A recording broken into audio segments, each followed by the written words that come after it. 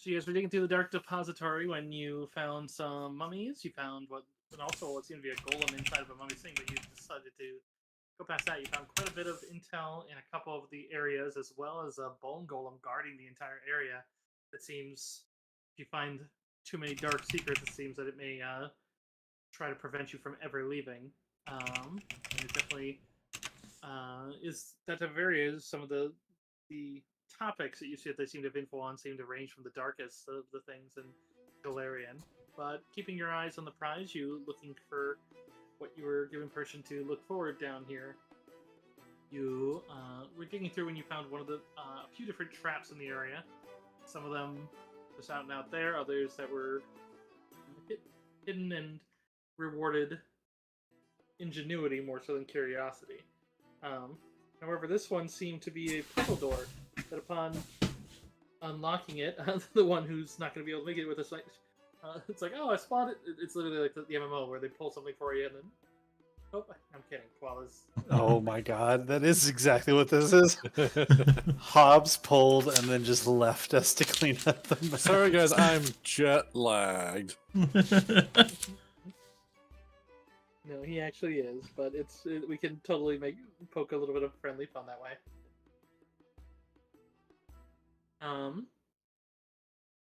Also, what, Gabriel? Let's just Gabriel. No cheeks with tortilla. I don't quite know what he means, but gonna beat people up with a tortilla, I guess. But yeah, upon opening the puzzle door, a inevitable showed up that seems to be shrieking about you in the library of forbidden knowledge, and yeah, looks like he's ready for fighting. And we're saying it seems to be a Zealot. That's no small inevitable. You guys have managed to identify that it was bound here by a part of the magical effect of the door, which means it's probably a summon, which means it is probably on a time frame, which as hard as it is, I mean, you could defeat it and send it back. You were also warned that it's very dangerous to, not that you guys have access to the magic, but it was warned because you guys theoretically could, but anchoring them and killing them is a good way to draw the ire of Axis. But otherwise, either defeating it flat out or just surviving until its summon runs out is probably your best bet. And yeah, we haven't even rolled initiative yet, so we'll be going right into that. I truly don't know what to do about this. Don't die. Yeah, this is literally the Tropic Thunder survive moment. Yeah, it'll either go really well or go really bad, and you just gotta hope the coin flip comes out, really well. Yep, honestly, I respect that. Fair enough. Worst case scenario, I don't fucking know.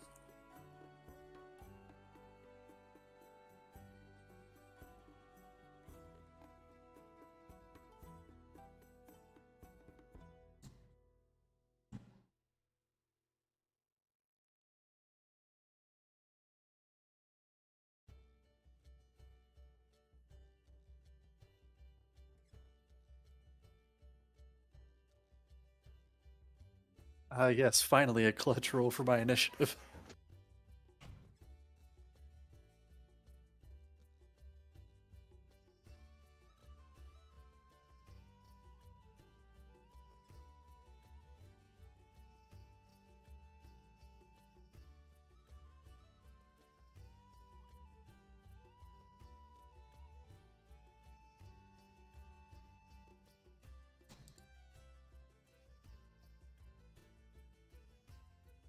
Oh boy.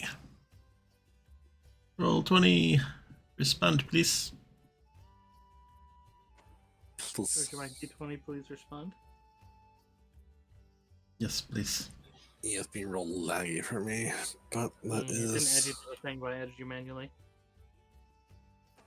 No, I must not have clicked it. Whoops.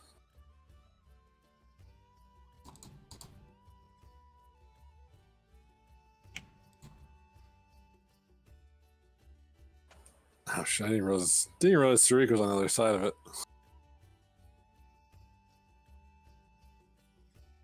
Yeah, I was backing Hobbs up. Yeah, fair enough. was like, well, at least Hobbs is the only one. Oh no, Sarik's over there too. Well, shit. Yeah. In my defense, I don't think there's any real way I could have anticipated, an inevitable. Random summon, yeah. Of all the things to summon that could be hostile here, like inevitable is like right after like angel, like it's like, okay, come on now.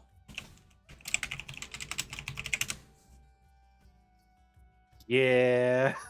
I mean, I might be a little chaotic, but This whole group is a little chaotic, I'm sorry to say. What? Like even Verlois, let's see, it's like we got the order part of Horizon, and she's like from that. You guys literally like, hey, you know what you should do is stop doing all your orderly scribe tasks. yeah, just come hang out with us. We got permission first. You did, but at the same time, what's the primary conversation you have with Verlois? Oh, right, about how she should bend the rules around everything she believes. Hey, I wouldn't be me if I didn't do it. That's fair. Indeed. Can you surround over there, Dad? Can you get us an initiative roll? I just had to reload roll 20. I'm trying. I could potentially save the rest of us on this side of this hallway, but it'd be pretty fucked for Sarik and Hobbs. Wall of Force. Yes. Have fun. Not quite, but effectively, yeah. That's when Sarik proceeds to solo the Zellicut. No shot. Yeah, no real way of getting them over here, so it's like, well, fuck.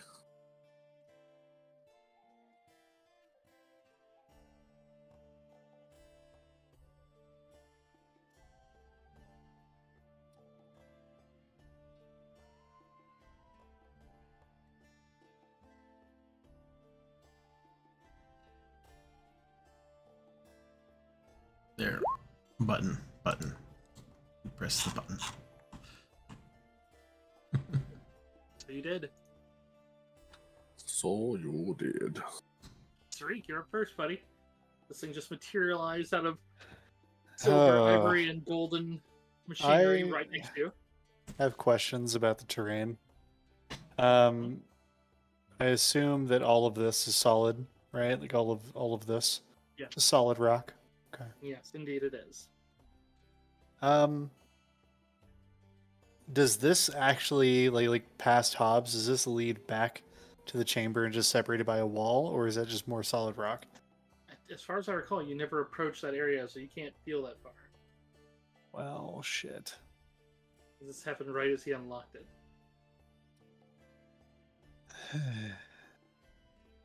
And as around here, this guy is large, long, which means that he could get down that area. It's not a perfect one. He would be basically at penalty, but not hindered in movement speed. I.e., like swinging a sword, he'd have an issue.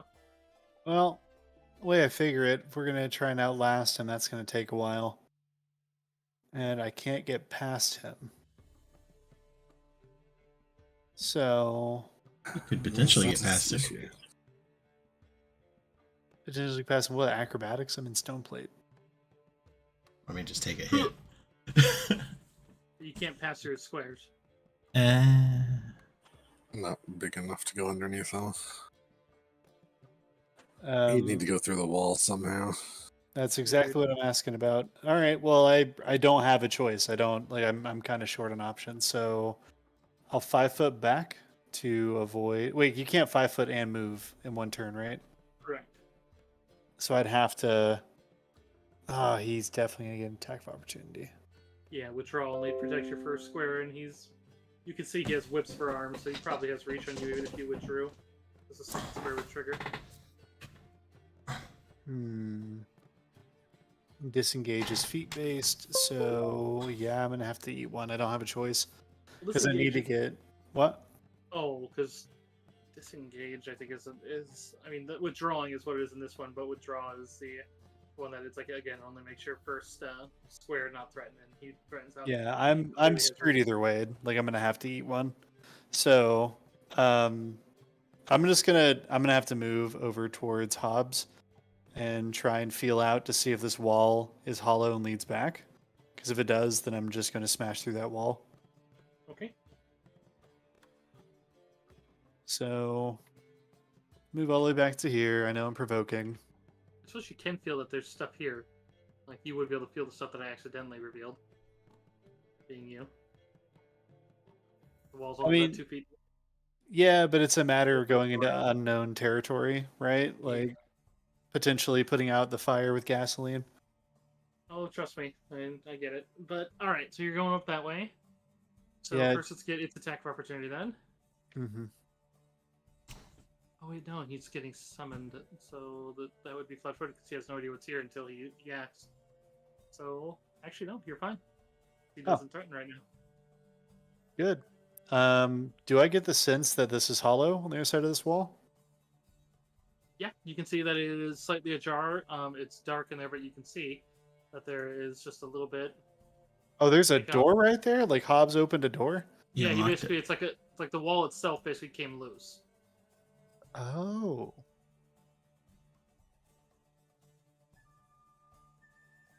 As you get up to that edge and kind of maybe like share the square with him for a moment, as you kind of move up to it, you can see that it looks like a lot more bookshelves. Looks like that's more library. Okay. I think that's pretty much my whole economy, actually, because like I had to do full action move. I mean, I still have a standard and a swift, I guess, but like. You could open the door itself. You could. Yeah, I guess Can I open the door? And I'm gonna pick up cardboard Hobbs, but I'm gonna open the door. I guess not pick him up. I want to open the door and go into this room and then close the door behind me. I don't want to leave the Hobbs in the hallway, though. Does that make sense? Hobbs isn't going to be attacked. I never let the cardboard cutout. The way my cardboard cutouts work is that they will never die unless all of you die. Fair enough. So this is a stone door. You're doing anything with them. Cool. Then yeah, I'd like to expend like my standard action and move off in here. Okay. Yeah, you could actually just force the door open at that stage. Oh, really? Yeah, because you'd basically just be shoulder checking the door. Okay. Yeah, I'm doing that and getting the hell out of this hallway. Okay, give me 1 hot second because I realized I didn't open the campaign book. I think there's one part of it I need for this room. You get disintegrated. Oh. Right. This is still effectively rolling the dice of putting the fire out with gasoline, but I like the odds better. I mean, you like the odds better until you know what the odds are, and then it's like, oh, you know. Never tell me the odds. There's 2 more inevitables. But they're the bigger type. No, just kidding. Yeah. That's when I just hear like Crix getting up from the table. Just there's a summoned Protean. Oh shit! Let them fight.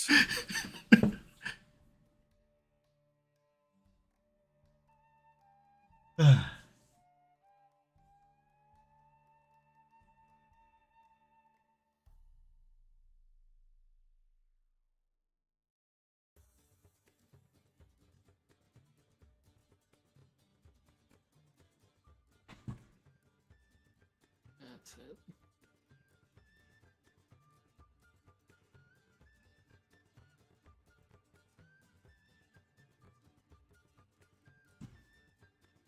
Okay. Sorry for the delay there.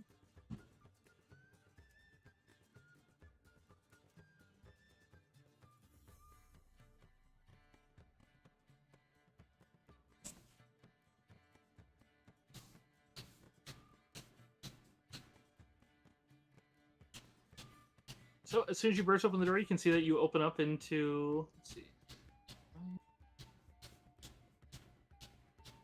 into a larger chamber here. You can see that it comes around. Feel free to move into wherever you like here. Okay, I wasn't sure if you wanted me to do it. 1, 2, 3, 4, 1, 2.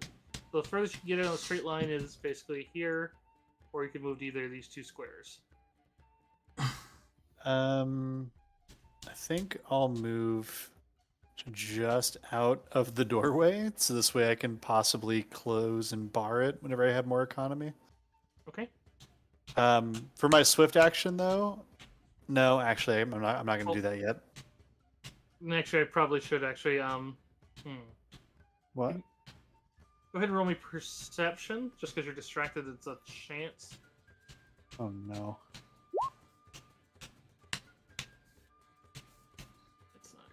hiding well. I don't like the way you're. I don't like the words you're using. 24. Okay, so and feel free to adjust as you would it, but you'd see first a peg that's connected to like it looks like a like you've seen on other parts of the designs as if they're kind of just like a post sticking out of the bookshelves, but this one seems to have a chain that looks to be made of shadow. And as you follow it down, you'd see what looks like a large, like mastiff-looking dog, but it seems to be made of pure shadow. And as soon as you come in, you'd see it looks right to you as you come bursting through the door, and see these little vacant orbs that just seems to kind of blink and look at you. Hello. Yeah, I'm not gonna aggress this animal. I think I'd probably put my hands up like, hey there. It's okay. I'm just getting out of the hallway. Things are a little scary. I don't mean you any harm. Okay, yeah, and that'll be your turn then. The dog looks about as surprised to see you as anything. Griark. It's not good for a caster to have them right in front of you. And looking at those chains, I'm gonna guess 5 foot's not gonna get me out of harm's way. Pretty flat-footed because he just got summoned. Boop boop boop boop. You hear me, Nikki? How sorry? He's flat-footed because he just got Oh, summoned. I guess so. Okay, that is something. Fuck. Came into the plane and just started shouting and is taking stock of all of you. And you all beat him on initiative. Man, if Tariq was not over there, I would know what to do. Like, if Tariq is in this hallway, I'd have a plan, but he's not in this hallway, so I don't want to fuck him. Shit.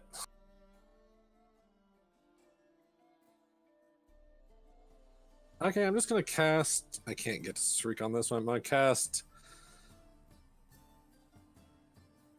gonna back up behind all the melee people, and then I'm gonna cast haste on everyone.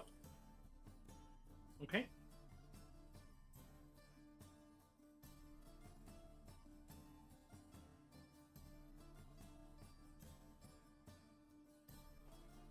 And that'll be my turn. Everybody got extra stuffs. Goes on to the Zelicat. It's not super awesome, but it is something. See as all the clockworks on him begin to spin and rewind faster, as it seems like flywheels release and he unveils more of the chains and as well as the clockwork wings. He just kind of snaps the chains as both of them crackle with electricity.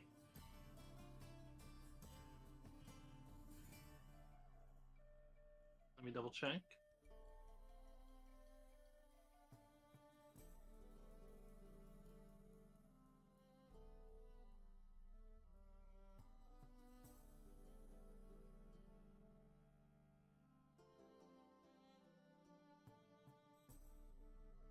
Okay, no, that doesn't work like that, so... I don't like ones who flee. So let's see, how can I number these? 1, 2, 3, 4, 5, 6, 7, 8. Okay, that'll work.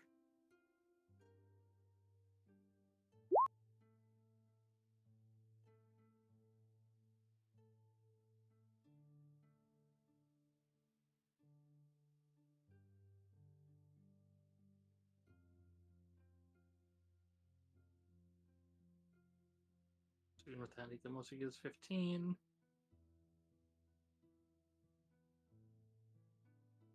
So, barring that, he can't reach you. He seems to watch as you flee back, and it's clear that as you're running, you're drawing his attention some, but he can't quite reach you where you're at Griark nor Tariq where he ran to.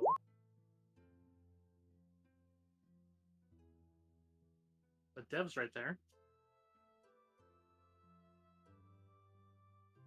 Dev, as he snaps one of the chains, he is going to fling it towards you as it goes to coil. And it doesn't even go to an immediately strike. It seems to kind of circle around and then tries to cinch on you as you try to dodge out of the way, i.e. he is trying to do a grapple attempt. Kobold is innocent of this crime. All right, Kaji.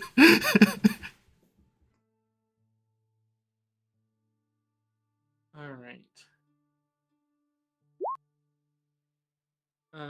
so plus 1921, so it goes to 33 on your CMD. Yeah, it beats me. If you're susceptible to electricity, you do take 8 electric damage as it cinches around you. Okay, I will take 3 electrical damage. As he does that, he suddenly storms past as he goes to run in a straight line. As he's just you desire the forbidden knowledges, then take a good look as he's dragging you along the bookshelves. As he is trying to basically roll, and he's gonna see. First, he's gonna go and you get the chance for either dodging, or, and again, this includes you, Dev. You are entangled against this particular attack, but he is basically trying to do an overrun against all of you. As he's going to be dragging Dev along. So you can either go for a dodge, which goes against a reflex attempt against his overrun, or you can stand your ground and get a free attack opportunity. Dev, you'll be penalized based it. And you are grappled, so you can only fight with light or natural weapon. Oh, you're flat-footed, unless you have combat reflexes. I do not. Really, it's only Griark then. Oh, wait, no, a Modroid has combat reflexes, so yeah. She'll slash at him with her kukri.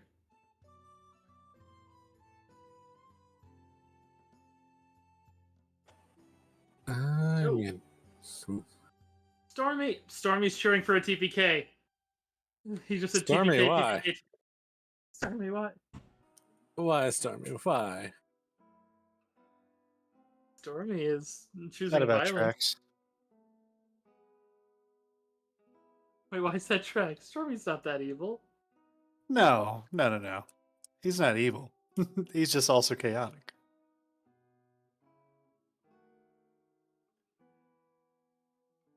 Okay, let me double check over. I haven't done these in a while. Alright.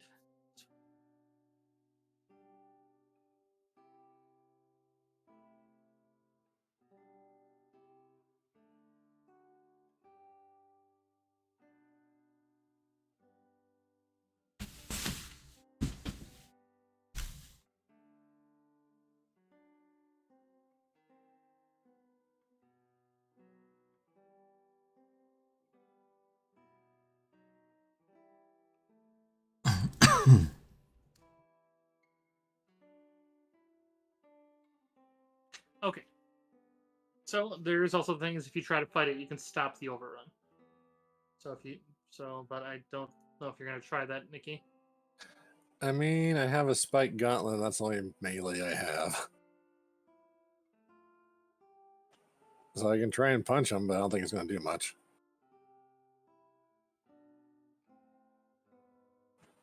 Eh.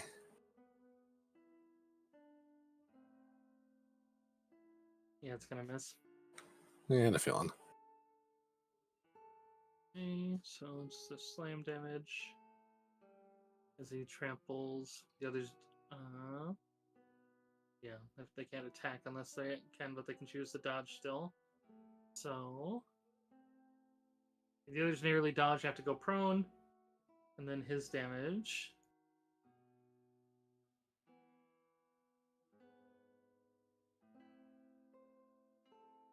D6.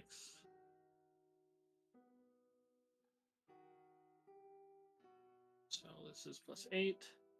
That's 9. +8. So 17 slashing damage plus 5 electric. Oof. And 34 or 36 to try to trip you.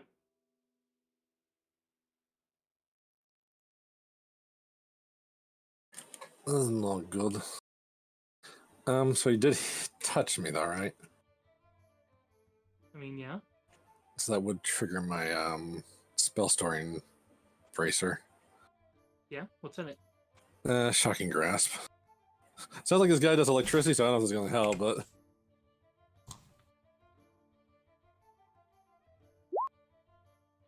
so 25 electric. Let's take a peek. I don't know if he's actually immune or not. He uses it, that's for sure. It's like I don't really have an option not to do it. It's like he hit me, so it's like he's the first person to hit me. Go ahead and roll a spell resist for me, please. Heal. I'm so good at these. Also, I don't know where I should move to. I presume I'll I've. move you once I'm done. 'Cause I'm seeing- 25's not terrible. Okay. Yeah, that pierces through. And yeah, it does seem to damage him as he kind of croons a bit in pain.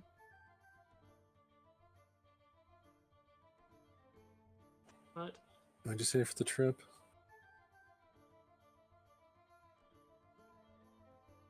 Because I didn't miss something there. I know I took damage 36, and 36 on your CMD for trip. definitely way more than my CMD is. How much damage did he do? God damn it. Sorry, there's a lot of numbers really fast. Alright, so that was 9 plus 8, so 17 slashing damage and 5 electric damage. Okay. Question. What? If he overran me, would I not be behind him? Well, because he's finishing his... Because as part of the overrun, he has to do it as part of a charge. So he's basically utilized it, and he can do his for a swift. So basically I was having him basically charge the bookcase as he slams you against it. Okay. So basically, because I was going to narrate that, but then numbers. The numbers, Mason. So, as he runs by and manages to pull you along with it, he kind of drags you up and over, and he does release you from it. But it does knock you, it does leave you prone, as then he does deal half damage from basically the drag. You already took the electric from it, so I don't apply that again. It's still 2d6, so five more bludgeoning. Okay. So I did not take the overrun? No, you effectively oh, I see what you're saying. Well, I assumed because I assumed you're dodging because you have the option to dodge. You can only attack if you can take an attack of opportunity. So since you don't have the ability to take an attack of opportunity, I thought you would be. Did you want to take the attack of opportunity? You have combat reflexes? Because you're flat-footed. Right. No, I know. I just didn't know if he was charging me, if I'm getting over. I don't know how it works. Sorry. So I'm taking the additional 5. He was. I assumed. I had said that the three of you, being Amajuit, Verloise, and you, cannot attack unless you have combat reflexes. And then I thought I heard you say you didn't have it, so then I was like, Correct. okay, then we can assume you dodge, because that's your only other choice. Because otherwise you're automatically knocked prone anyways. So. Okay. So basically, I was like, okay, so he's dragging you guys, or you, and then he basically released you at the end of it.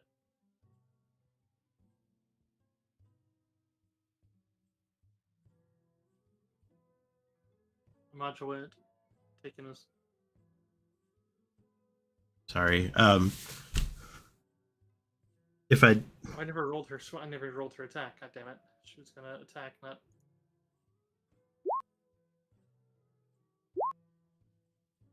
Okay.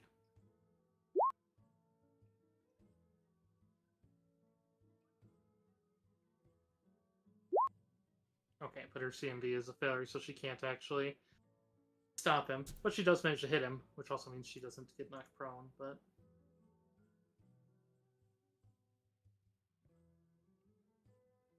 okay, it sounded like you were gonna say something else, Declan. Right. I guess the question: if I dodge, do I take the damage or no? You took the damage from the initial electric, because that was from whenever he makes contact with a chain. No, I got And then that. you took the drag damage because you got dragged. There was Okay. no other damage that be applied to you. Okay. I got you.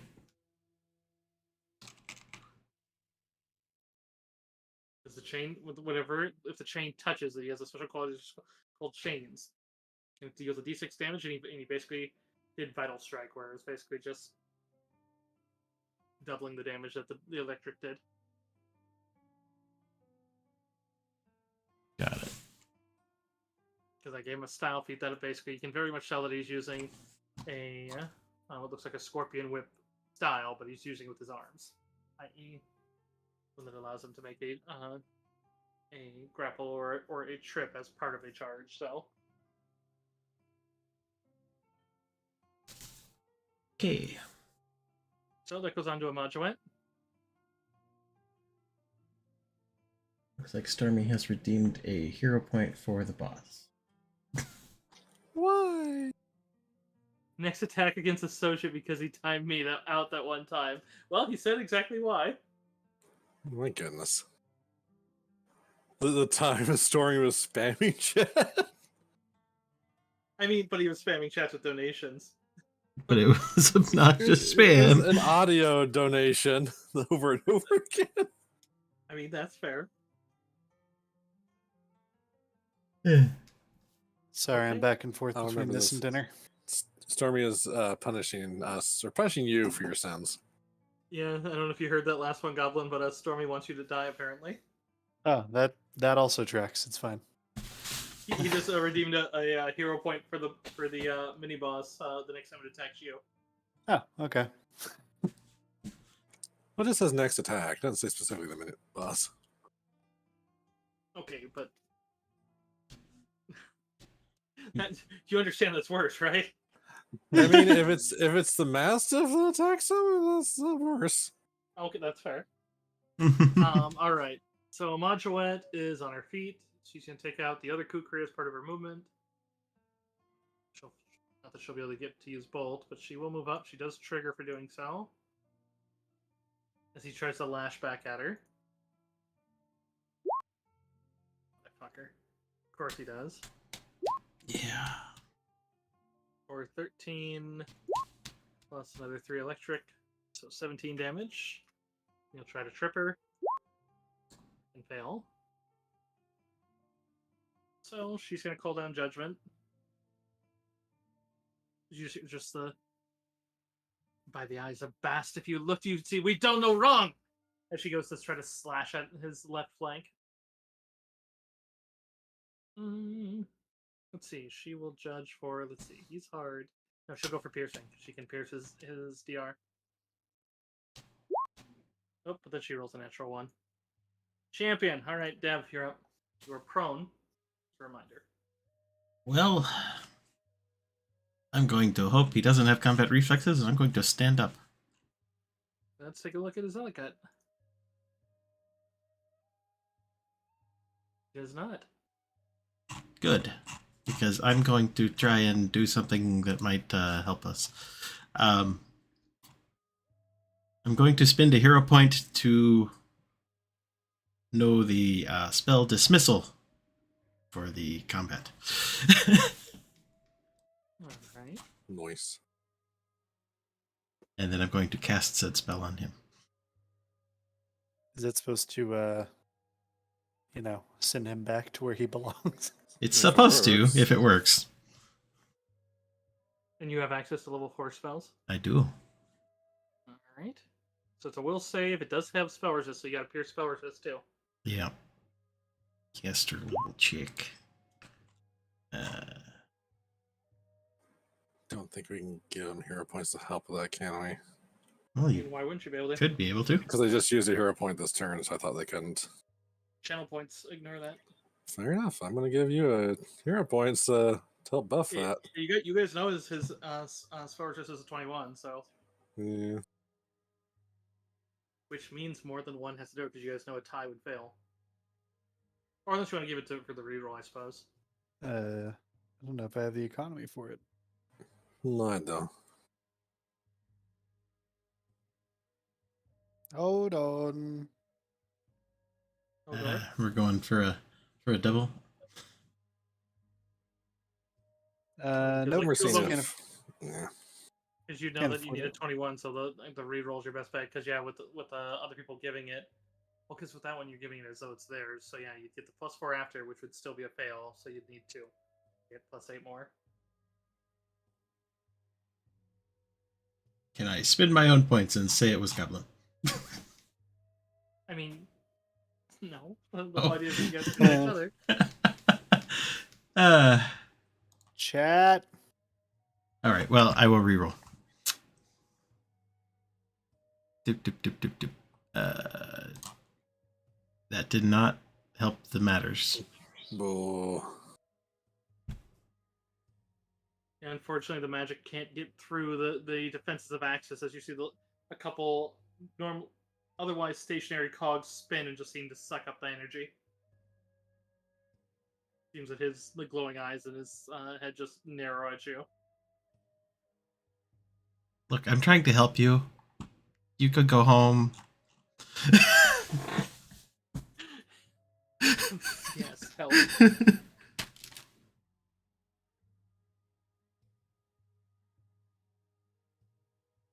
Otherwise, is muttering about normally she wouldn't be allowed to get involved, but now he just attacked her, so I guess now she gets a defender. She's just like you motherfucker, like you just trampled me.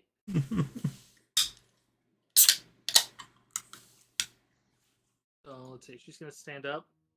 Let's see what she has. I think the problem is I think she's normally just dagger, but you know, you just need to equip her with like the Vax special, I think. Dugger.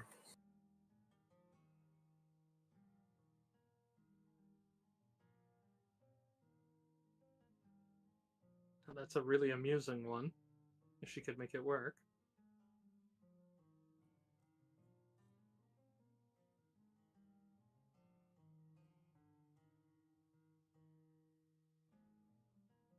Okay, wow, these things don't weigh that much, but unfortunately they are above the amount. Because the special quality of the inevitables is that they're treated as objects and creatures for whatever targets objects and creatures. It's so I was looking at her greater teleport because she could teleport herself plus objects, but he is 25 pounds too heavy. Oh. So the legend script, she'd be like, you know what? I'll come back later.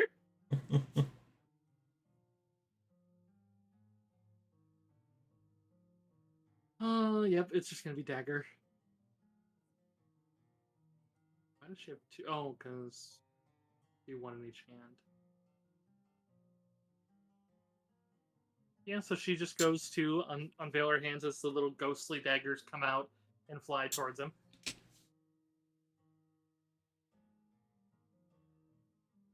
Otherwise, the floating gravestones seem to float up to protect her. Oh wait, she can only do one.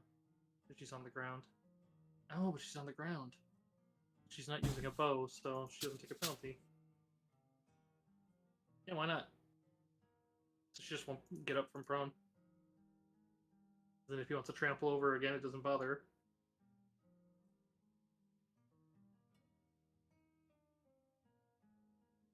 Oh, wait, she can't crit him, it doesn't matter.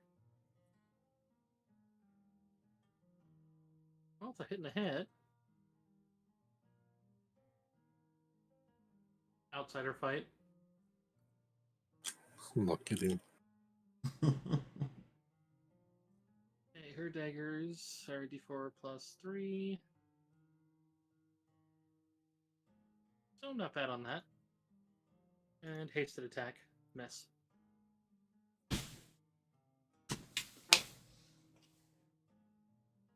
Well, this DR stomps a fair bit of it, but she seems to be denting him.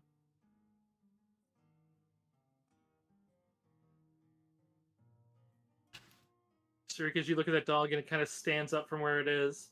And you can see the chain itself just seems to keep adding links as it seems to pad forward a bit. And suddenly lets out this long, ominous kind of bang. You hear other ones coming from that library. As it sounds like multiple dogs are in there. Fun. You hear Of course. scrabbling of claws on tile.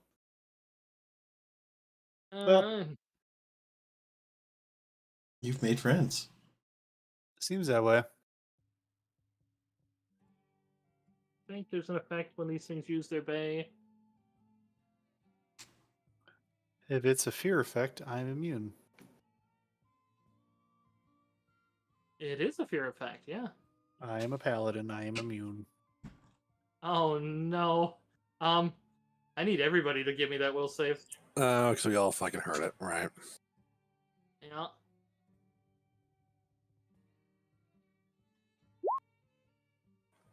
18's not terrible. Typewriter. Not great, but You can tell the other ones are starting, and you're gonna have to basically there you can hear 2 other voices that you're also going to roll basically at the end of the next round, because they're basically going to do it. Those ones are flat-footed as well, which means they're going to do it at the end of the. Oops. There.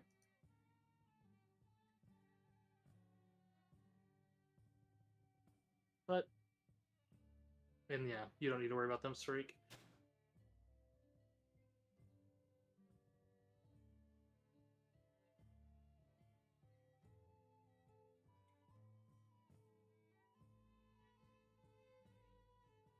Okay, you guys are fine. It's freaky sounding, but doesn't seem terrible. All right, going in typewriter for the 3 NPCs. So we got the inevitable. Be hilarious if he got panicked. Verlawaz looks terrified. That's not good.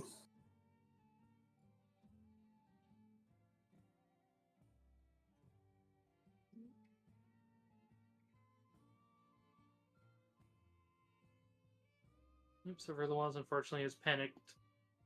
And Sarik, back to you, buddy. Can I interact with like a door saying close it behind me as I'm moving? I'd say you could. Yeah, you could probably. I'd allow you to push it shut or something. What are you trying to do? I would like to essentially double move to this space, and I was going to see if I could close this door on my way out.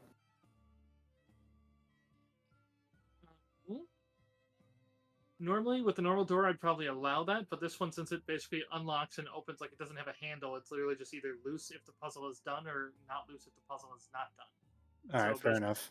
So you'd have to literally like hold it shut and slide a tile out of place, which that seems more complex than a. Yeah, that's not something I can do while I'm running.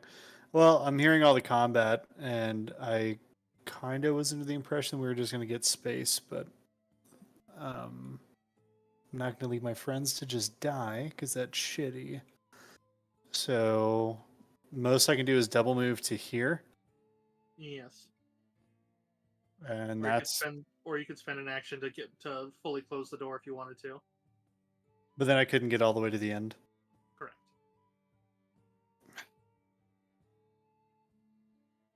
It's kind of bad deal either. Well, because my logic is if I close that door, then they wouldn't have to do those will saves because they wouldn't be able to hear it, right? Right. You didn't hear anything, and they didn't seem to hear you in there when the door was open. You guys were talking full volume. Then that is worth it, I think. So I think I will spend an action on my way out, like sharing a square with Hobbs for just a moment, just on board. And I would like to close. I would like to close this door. Okay. Yeah, that leaves you with the standard action if there's anything you want to do. I would just like to convert it into a move. Just get my ass out further. So is that just a full move? If you just want to do one movement, I'll allow that, and then have the standard action being you do the door. Okay, that's fine. So I can only move 4 spaces, so boop. That's it for me. I close the door. Yeah.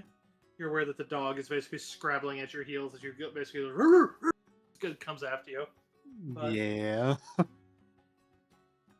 But you manage to close the door and like just slide the first tile out of the puzzle, and you just hear the mechanism just reseal. And part of you hopes that Zellicut is going to vanish, but you hear the clopping of its metallic hooves, and you realize, nope, it's still going. Yeah, fair enough. That's it for me. Griark.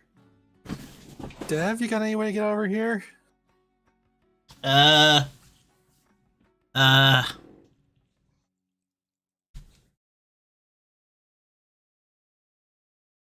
Okay. That's it. That's the end of that conversation. Continue with your turn, please. Fair enough. Fuck it. I really don't. I was really happy until I realized Dev was behind it.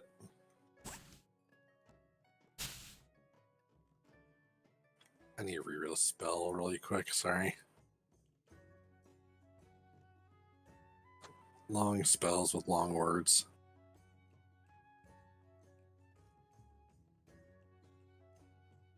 Like, basically, here's what I'm thinking. If I understand Magic Circle correctly, if I put a Magic Circle versus law between me and him, he wouldn't be able to cross it, but would be able to attack him from across it? He just literally just makes a barrier that like he would be able to also cross across it. He just can't cross it physically.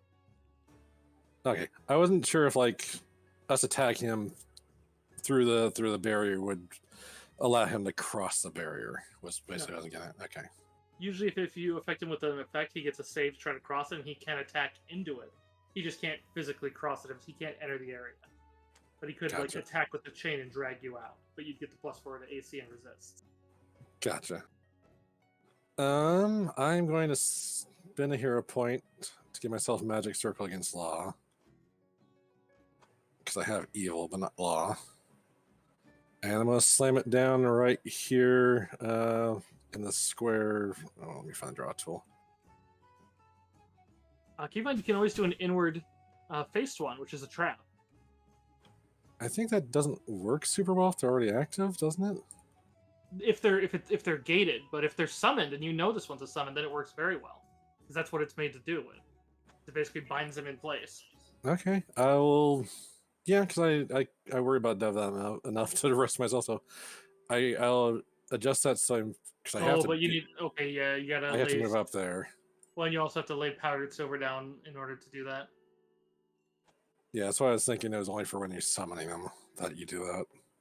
You just need to do it beforehand. If they have spell resistance, they can test the trap once a day, and then.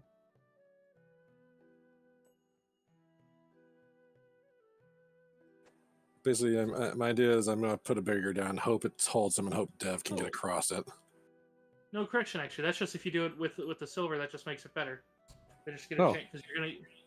I'm reading it now because you're using the silver either way.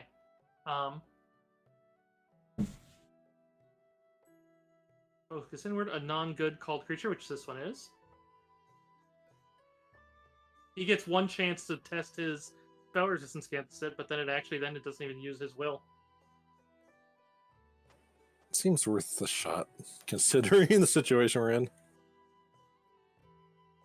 Yeah, the part that takes time is you make a magical sigil. The magical sigil takes 10 minutes and requires a spellcraft. And then that basically adds dimensional anchor if you have the spell available. Gotcha, but if we're not doing the sigil part, then it's just... Yeah, that's pretty good, which means you wouldn't be able to step out of it. Yeah, if that's the case, then I'll have to cast it defensively, but... Oh, did he already attack someone else? No, he hasn't. He's not after me, so he's... Yeah, he's used his combat attack. He's about to get them back. So he shouldn't... So I could just normally cast it then. Because I've already seen he doesn't have combat reflexes. So yeah, I'll slam it down, try and trap him in that square, the 10-foot square.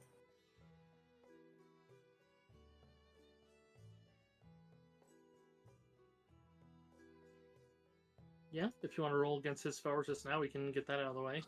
Yeah, let's see how that goes.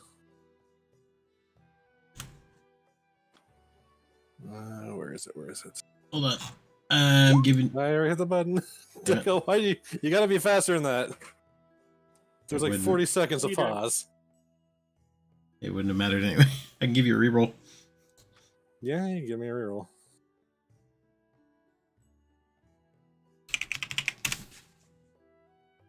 I was like sitting there waiting, like, okay, no.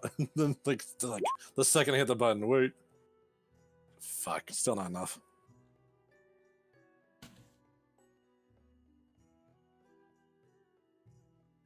Yeah, which as you toss out the little bit of powdered silver and it forms into the circle with the casting of the spell around him. But as he goes to shift around and looks at you casting in and watches the circle, as soon as his body crosses with it, there's a little distortion of energy and then it blasts away as the circle's broken. Well, I tried.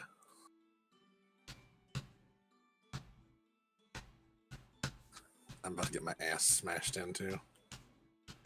In the less fun way. Yeah.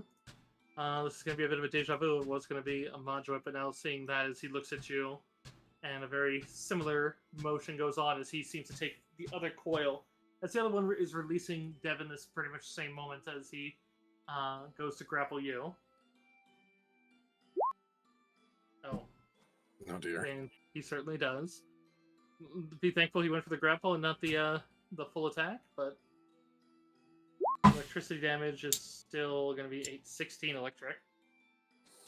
I'm being crisped. And then he's going to do the overrun again. Which now you have the options. Dev, he doesn't trigger from you since he has improved. As he's basically trying to drag you back across and do the same thing.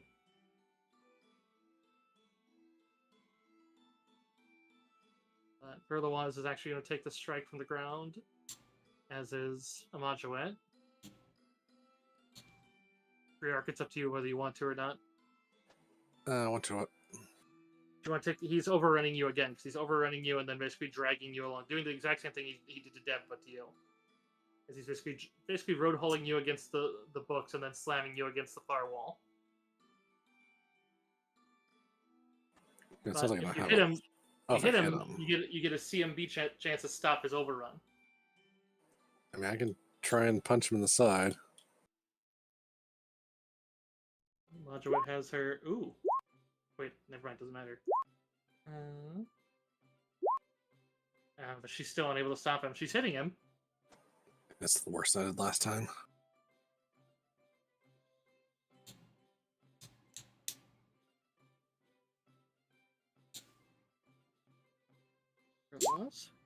Also hits him. Oh shit. Okay, I love that thematically. As he comes careening down, and Majuet tries to stop him with the kukri. Verlawaz is down on the ground, and she's panicked, but she still can attack of opportunity. Well, as long as it's not against the target panicking her. So, and as he comes careening down in her terror, she just kind of sits up and grabs him to kind of shove him out of the way as she's trying to run northward away from the noise that panicked her. And she actually stops him cold, which stops further damage that turn. So you are actually going to be right there. Whee! Because it hasn't gotten to her turn to drop her weapon yet. Not that her weapons really get dropped, but that goes to Majuet, who's going to 5 foot up and try to slash him best she can do. Oh, well, again, doesn't fine. Still, she's going to keep hitting him. Miss and hasted strike. God damn it! Well, she's wounding him. At least her strikes go right through it. Dev. Okay. Let's see.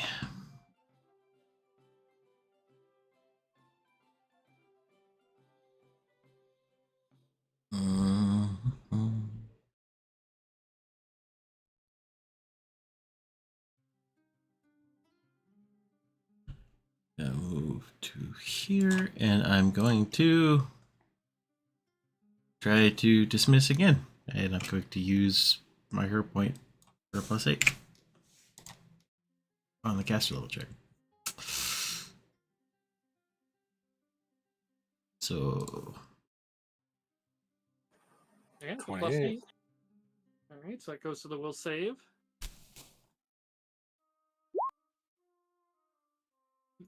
Did average. Alright, so they add 11. So 21. What's your save? shoot, it's a level 4 spell. I am a 5 charisma. So that's 19.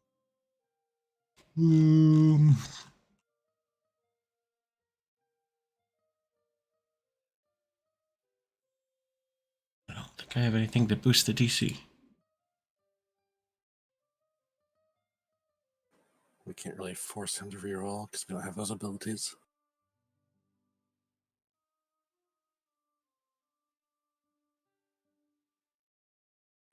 Tenacious little bastard. Mm-hmm. I'm sorry, hon. No, you're trying.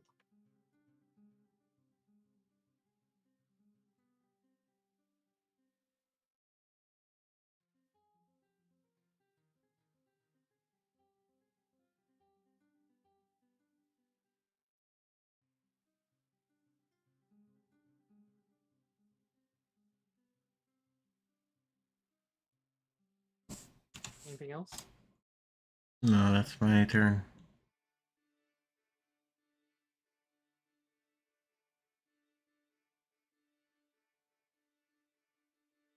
Verloise is still, or is panicked. Let's see how long hers is left. For 3 rounds. So this round she's going to use a spell. Back, let's see. That door was still open, that one's closed. So Dev, you'd see her appear as she uses a spell-like ability, and she seems to be trying to just warp and get the fuck out of Dodge. She knows not to go through doors that aren't open, because you guys know that trait of this area. So, and she's even still on the ground, so she's going to spend the other action to stand up for now. She knows as she's opening that door. And yeah, you can tell she has the panic condition. She's not in her right mind state. Which also you would know that, yeah, it's very dangerous. To out and out stop them, like grab them and stop them means that they, oh, no, panic, not the,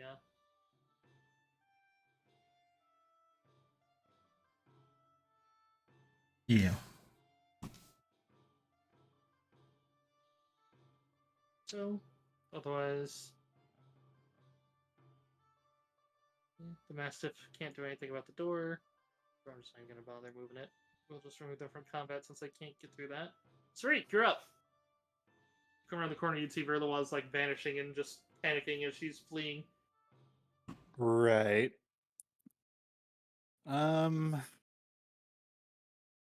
Well, things are in bad shape. 2, 3.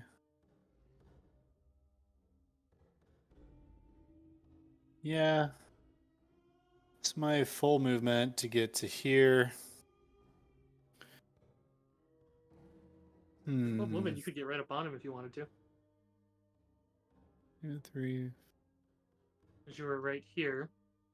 So 5, diagonal, 2, 3. So then, Oh. total. You just went straight north to where she was. Does trigger from him. He has refreshed. So if you want to stop outside of his reach, you can. No, I'm trying to get his attention actually. Yeah, to which he'll whirl around with a chain at you. It's 19, so it goes to 32. 32 definitely hits. This guy's crazy accurate. Alright. So for 6 plus 8, so 14. Slashing plus another 2 electric. And a 35 on your CMD to trip. From an attack of opportunity? Jesus Christ. And anytime he hits with a chain, he gets a free trip attempt. How much is my CMD? You said 30 something? Doesn't matter. 35. It fully lands. So unfortunately, he does drag you to your knee on the square prior. Sorry to do it to you, but it's like, you could get back up, but that'll be your turn then. I mean, that'll be my turn then. I don't have another choice.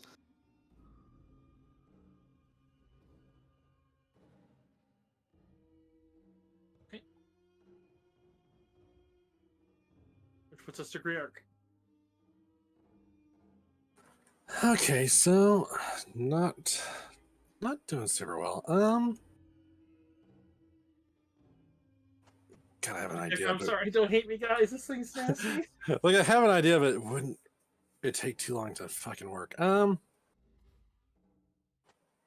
This thing already attacked. I'm gonna fucking move back here around the corner so at least have cover, and so I can't just like blast me with this fucking dash attack. I'm going to swift action burn a. What spell slots do I have? Let's just go for all the fucking elements. I'm gonna burn a 3rd level spell slot. And I'm gonna put fucking Flaming, Frost, and Shocking on my gun. Just all the D6s. Let's move, swift action, so then I'm gonna fire at them. Do it up.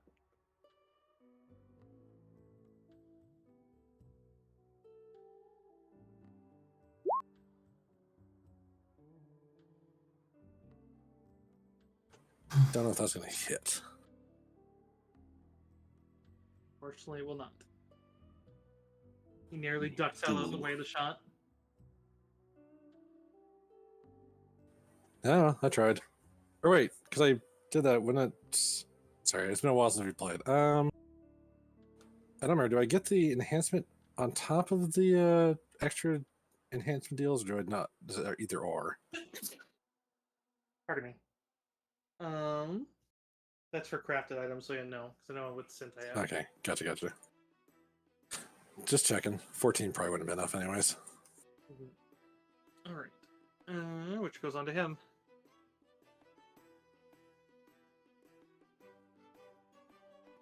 Someone's getting a full attack. It's gonna be either you or Majoet. Even is hurt.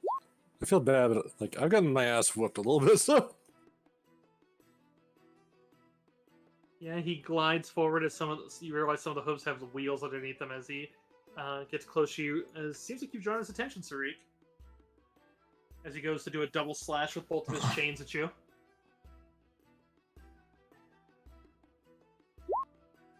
Ooh, that one might not do it. 23? That ties. Oh, double miss! As you climb back to your feet after he tripped you once, and you're like, never, not again. And just and you manage to miss him. Or he manages to miss you, rather. Unless you want to say something. I mean, don't let me put words in your mouth. Whatever you want to roleplay that as. But either way, narrowly clanging off your shield. Yeah, for sure. Amajuit won't be deterred as she's going to 5 foot up right behind him. It's kind of you're going to regret not coming for me. But... Yay, flanking.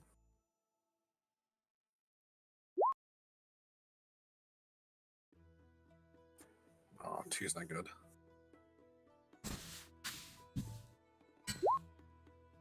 Four is also not good.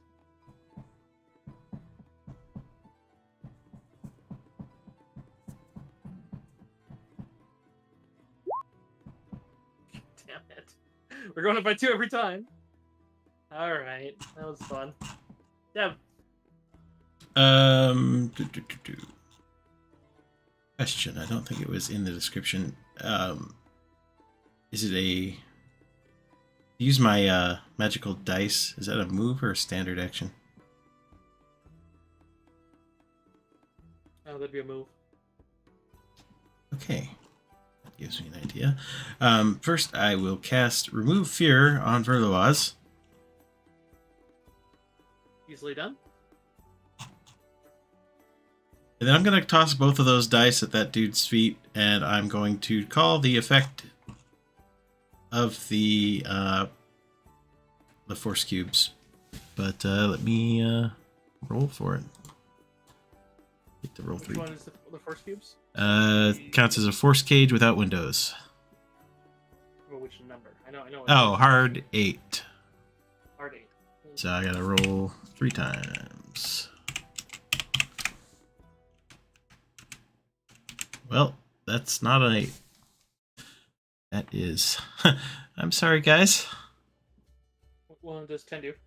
That's a fireball. No! Well. Well, let's see.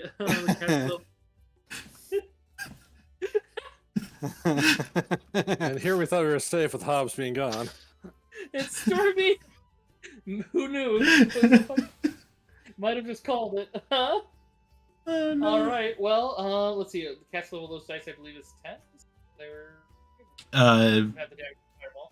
it has 5d6, DC 18. Okay. So, that means it's...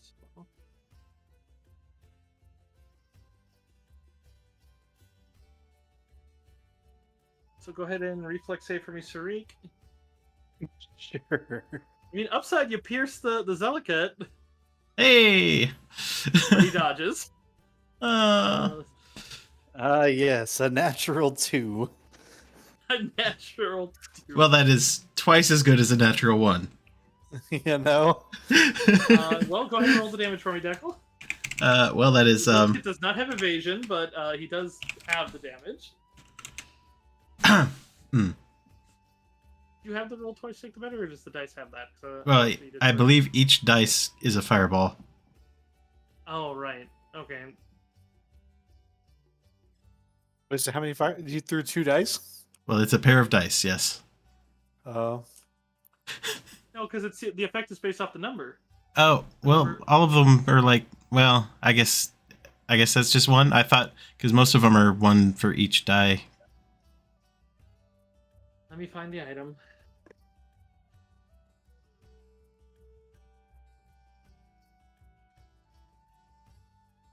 You have the name I gave you for it?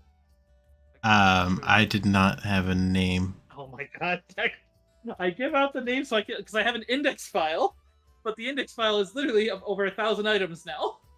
Eesh. So it's It surely has a word. How many dice you got?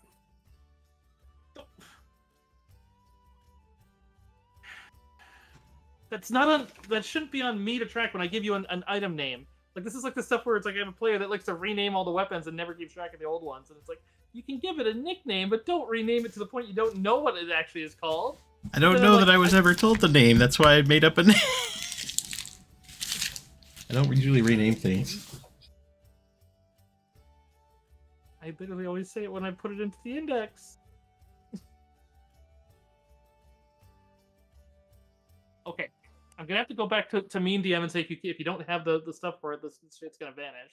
So like this is a warning, like because like this is annoying, because this always draws the game to a stop. Because now I have to go find it because you just used it.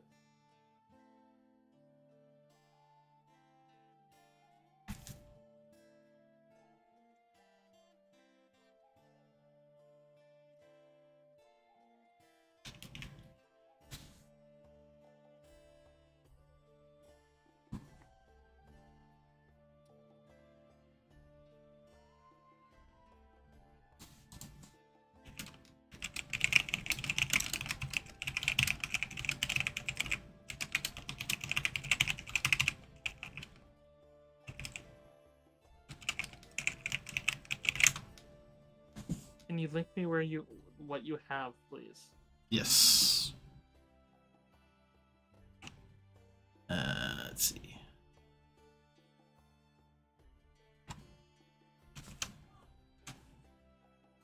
And it is a pair of dice that are red glass with smoke inside.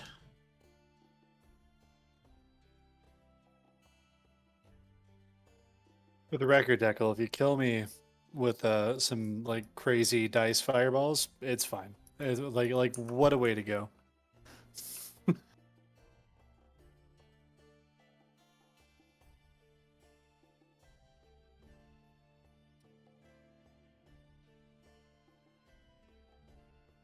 Okay. Yes, it is each die.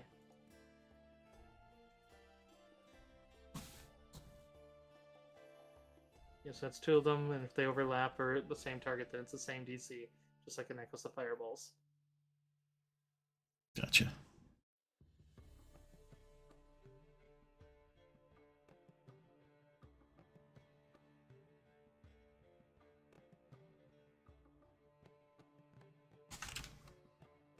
Yeah, it either takes the first, but you get 3 chances to get what you call.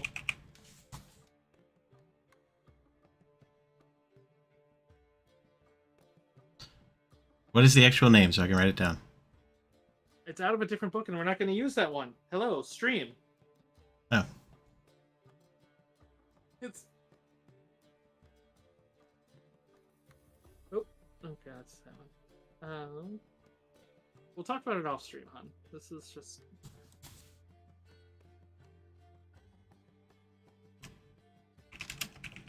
Also, please don't put it in Roll20 next time, please, for also the sake of the stream. So we're gonna...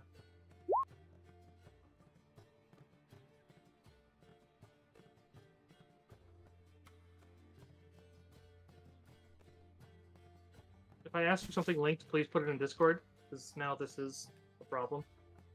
I'm gonna have to edit this part out of it, because I'm using someone else's stuff that I don't know if we are allowed to use third-party content like that. I'm sorry. We've had this conversation, hon. This is really stressful now.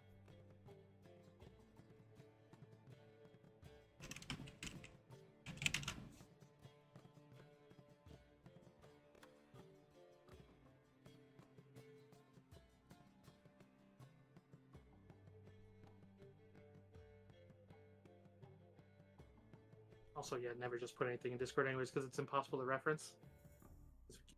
Like, it doesn't even track well enough in its log. when they have their full log, it doesn't always track certain days if you play on a different computer.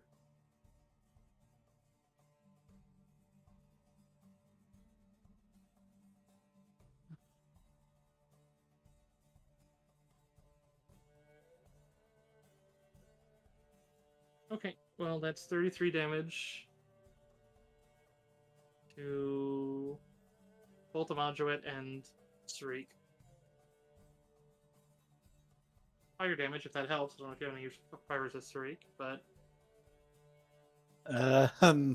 Not really. I have that. No, that wouldn't apply here. Nope. Amajuet is also down.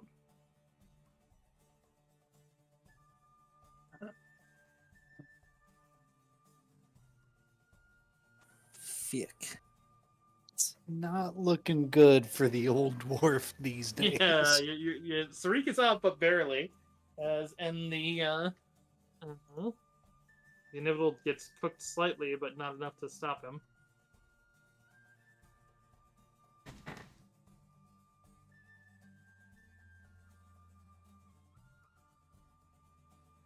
I guess that puts us on the Verloise. Indeed.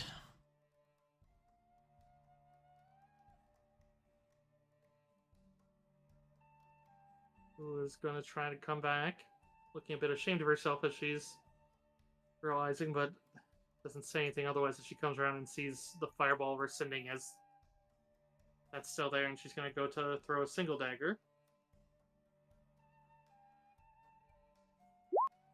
And misses. Sarik. All right. Well, it's not looking good, but Amajuet is down. That's the worst right now.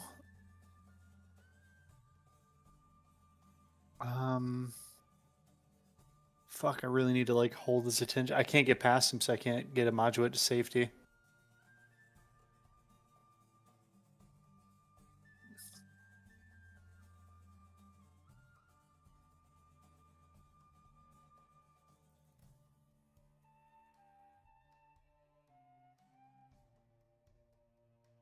Was I muted for all that? No, I hear I you. heard you. I'm just. No. Yeah, do we have any impression of how long this summon is going to be here?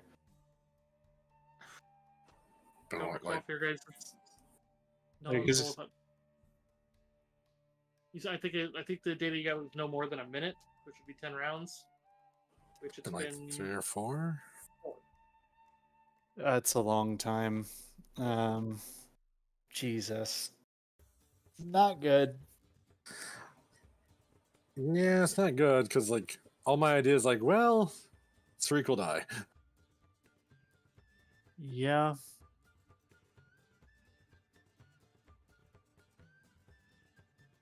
Cursive, it's not possible at all for me to get to the other side of him. Not without an acrobatics check. So I'd have to basically tumble through. Tumble through, or say CMB. You could technically reposition him, kind of like suplex him over your shoulders, kind of thing. That's not. It would be awesome if you do it. I'll tell you right now, it's very hard because he. No shot. Cursive strength is not Sarik's strong suit. It's probably better than your No acrobatics. way. It is better than my acrobatics. That's also not saying what much. is the prize? Side of life? I don't want Amajuet to die.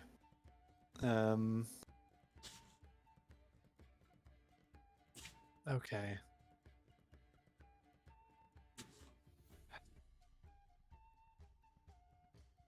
I don't want Amajuet to die. And I think if I can hold his attention long enough, my friends may be able to get Amajuet at least to safety and not coup de grace. Something. Okay. I'm going to defensive stance. I can no longer move. Luckily, it does buff my health just a little bit and gives me a little bit of temp HP. I'm actually going to like do something I was actually hoping not to do for roleplay purposes, but Sarik is going to reach into his bag and take out his journal and show it to this outsider and say, "Look, I've been researching forbidden knowledge for years. I'm trying to destroy souls. It's me you're after." And I'm going to literally open my journal to research pages of me wanting to destroy specific souls and show it to this guy in hopes that it draws his ire to me specifically and only me specifically. There's not even. I'm not even gonna ask for a roll, knowing what we've spoken of on your character. As you'd see that the head, there's the clicking as it turns to you, and you'd see those eyes just illuminate with yellow fire. Say you've drawn its attention. Yep. I will stow my journal and collect behind my shield. That is all that I can do in hopes that we can get a Moduit out of immediate death. All right. Griark. Oh man, man. I'm just gonna shit. I feel like every clever option I have still leads to Streak dying. I'm just gonna fucking shoot him. Just gonna try and DPS this guy. Feel free to count this as a reaction if you want cursive, but if it's a risk that I'm dying, but it's still like worth it to get this done quicker or the party safer, just do it. You fully have my permission. It's fine.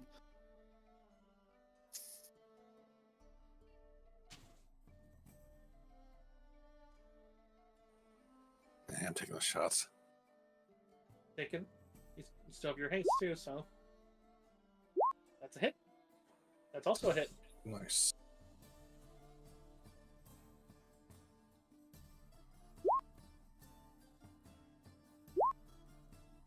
So, not the best damage, but it's on the board. 18 minus 6. Either of those are going to pierce the DR, but the fire does, or the energies do.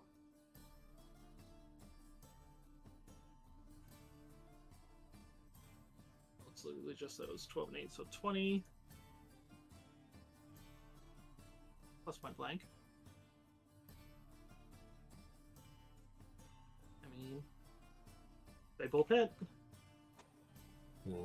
Yeah, I was hoping for better, but it is what it is.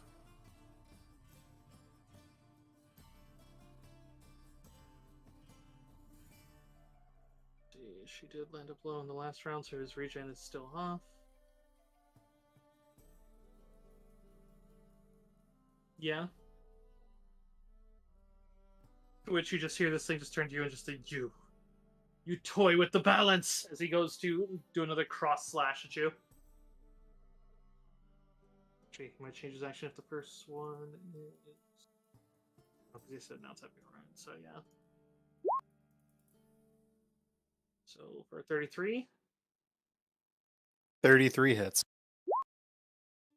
So for 7 plus 8, so 15 slashing. Plus another 6 electric. And he knocks you back prone. If you could be knocked prone. I don't know if you can while you have your defensive stance up. I don't believe so. I will double check that.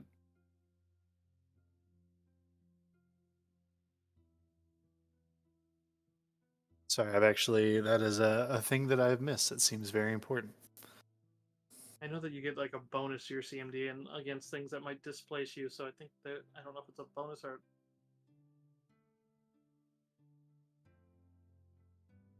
Sorry, I'm on the Stalwart Defender page. Give me 1 second.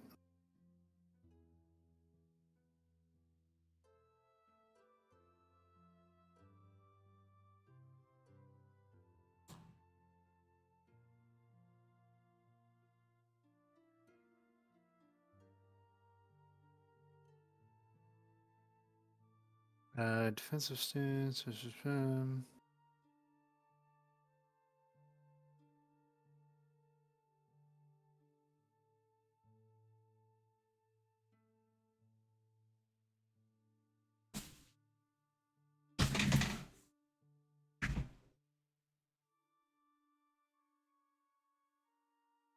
I think it just gives a bonus. Cursive, I don't think it actually makes me What's your immune. CMD now then?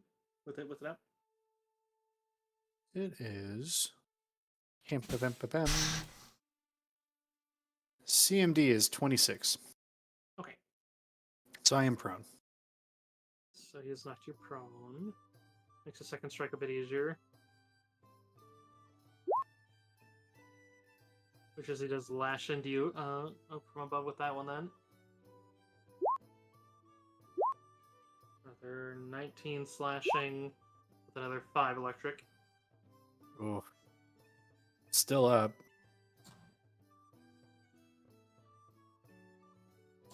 Barely. I'm up though. Gillette. Bleeds. Dev? All right. I'm gonna cast Cure Critical and hold it, and I'm gonna go up and touch a Moduate. Okay.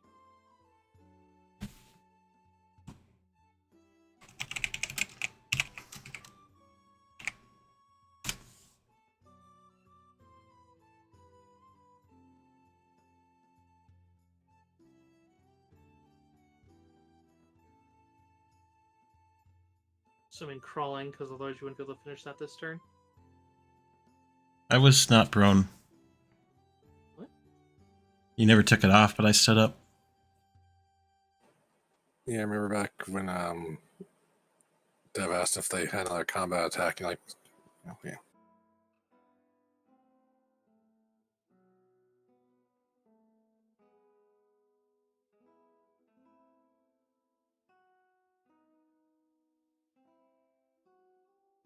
Yeah, she wakes back up with a gasp. Which puts her at the end of the combat.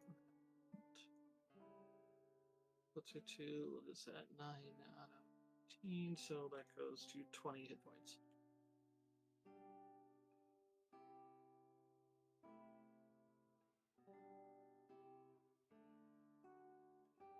Okay. Anything further? That's my economy.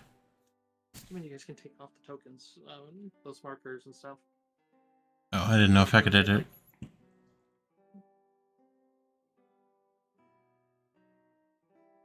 Or at least remind me of.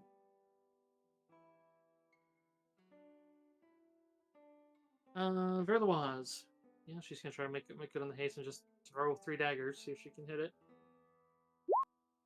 Nope. There's 1. There's 2. 2 for 5. And for 7. Hers do go through. 5 plus 112, 7.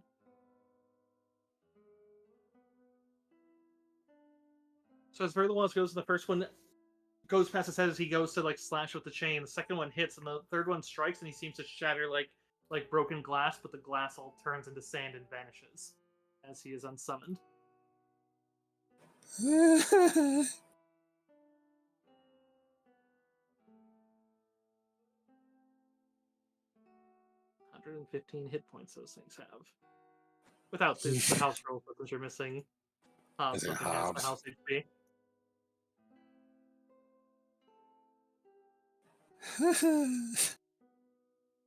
I only had one more clever idea left. I was like, nope, Sarik would die. Another fireball? Yeah, what was it? I was going to try and quick study prep tiny hut and just like throw down a force hut in the hallway. It's like he can't enter, but then Sarik's just like, well, I guess I'll die. And so you guys know, not that there's any way to know exactly how long it was, without identifying the trap beforehand, he would have lasted 7 rounds, so he had basically 3 more. Or 2 more, technically. Is that one of him slashing Sarik there was round 5. Yeah, that was painful. Yeah, I'm not looking too hot here, gang. Chris is gonna like just flop on the floor. Evolutionist, save me. I think the only one that's undamaged right now is Verloise. She's mentally damaged. It's fine. She's emotionally damaged. I ran away when you guys all needed me. Just so sad.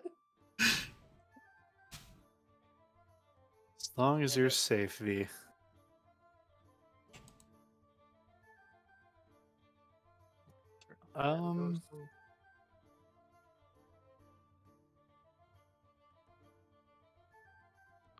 See what you did, Stormy? Wishing for death. That was way closer than I've seen to a TPK in years. God damn. I knew was the ready. Zelka would be bad, but I thought for sure one of those dismissals would land or the I magic know the circle would dismissals. land. It's Yeah, like, there were nope, nope, so nope. many ones where it's like, oh look, you got through the spell resist, but not the fucking. It's like, oh god damn it. Yeah. Didn't need any of those hero points. I'm sorry, hon. I didn't mean I to spend know. them. To be fair, if you were hitting them with your sword too, you probably would have gotten it out of there. Like it's just it's Monday night quarterback, you know, or whatever, Monday morning quarterback, whatever you want to say. Yeah. Like hindsight. You can hear scratching from the lower door as those whatever those dogs are seem they know where you are, but they can't get in the door. Good. Dogs don't play puzzles. Hobbs is over there wanting to pet the doggos. I don't know, that barking sounded scary. Sound like you found friends, Tariq? Just a few. For the record, just so everybody is aware, I turned off my defensive stance just now because combat's over. I have 5 HP. Yes, well, I am going to cure serious wounds on you. That was a low roll, but there's 13 hit points. Yeah, it's more than 5. I appreciate you.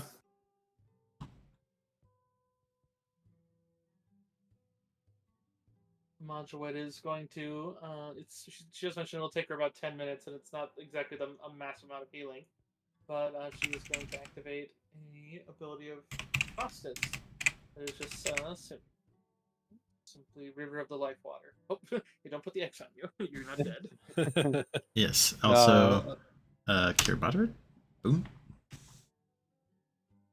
But it takes her 10 minutes to cast, and it's basically a ritual. But she has to dump out all of her non-summoned drinking water. But then it basically converts into a little AOE heal. Not quite as good as channeling, but you know it'll work. That's the other thing. Everybody's hurt, so I might burn a channel, but I'll see what she does.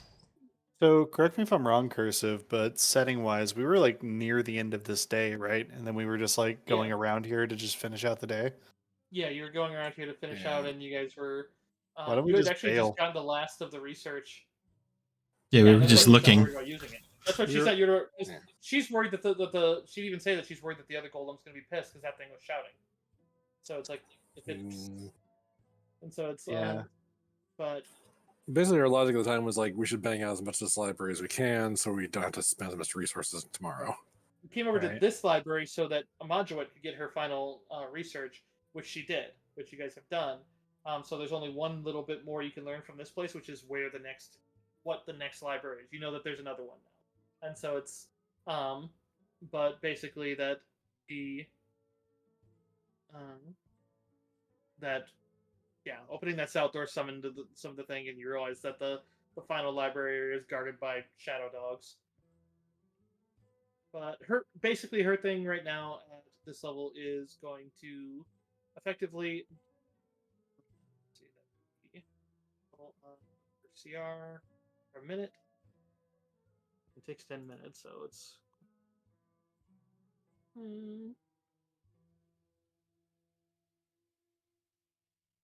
Sorry, you got that extra 14, right? Yeah, I did. Thank you so much. Okay. Wait a second, I'll get her heal.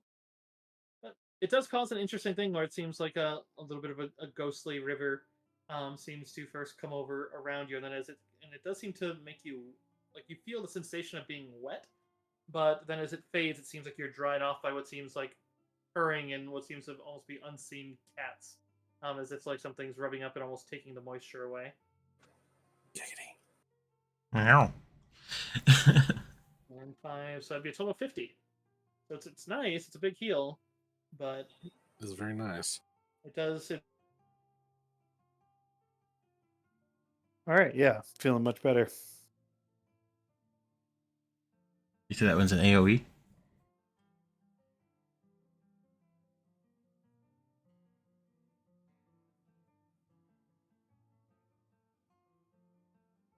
It was Devia.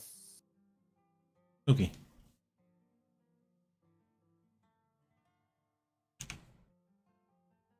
We lose cursive?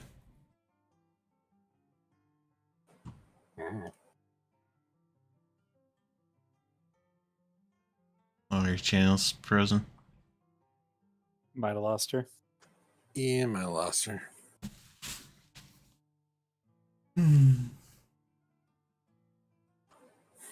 It goes very close. Say what?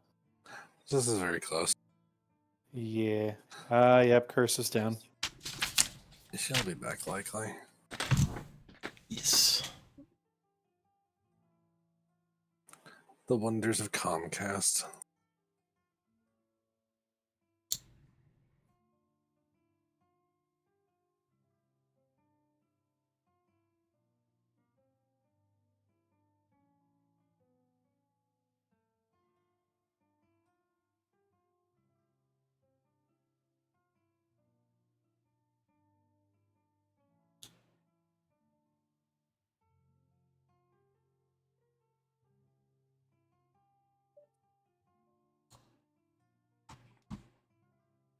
Just watching everybody's bars go down like, eh. She sent me a text. Apparently the power is out. Oh no, that's actually a bit more serious. Well, we'll just see how long that, sometimes power outages can be just temporary. Right. It'd be a shame if it cut us short, but it's not in their control. Obviously, here's what we do. Pathfinder Monster Manual, okay. Smasher Pass, Deckle Stream, let's go. Like, Oh, gosh. easy impromptu. Monster manual, huh? Yeah. Classic. Mm-hmm. I mean, we can start with dragons. Yes. just yes, generally, yes. We've got to go through all 6 B series, plus the Occult Adventure and the Occult Adventure B series, and I think there's another one on top of that. Here's a good question for y'all. If you, as a person, right, not talking about like personas or OCs or any of that, you as a person, if you're transported into the Pathfinder universe, what would you try and become a class of? Like, if you got to pick a class and do all that good stuff, like what would your class be? I fucking don't know, man. Hmm. I mean, there's like a lot of good answers, I suppose. Yeah, I mean, there's no wrong answer really. I feel like I'd go to a wizard school just because, like, most of them just stay inside and read books all the time. Learn magic. That's fucking fair. I mean, wizard is the easy answer because, like, study a bunch, gain god powers. Yeah, right. You read books and become God. Like, why not? I mean, sure, you can become a cleric, but then you gotta like follow shit. You can become a druid, you have to follow shit. It's like the wizard's just like a lot of studying, and everything else is like effort. Yeah. Then again, considering some of the schools in Galarian, it's dangerous in its own right. Yeah. Dude, I saw a really funny take from Brennan Lee Mulligan talking about if you use experience points over milestone experience, and if you have wizard schools like in your universe, like every single one of them should just be like, okay, kids, instead of reading today, we're gonna go out and kill fucking goblins. We're gonna It's summon like, a Balrog. Shouldn't we like study or something? Like, no, you won't learn anything in here. You gotta go kill people. It's super funny. I mean, yeah, just have an arena where you summon in shit and be like, yeah, kill it. It's okay. I'll just miss today and I'll do some downtime XP training. It's great. But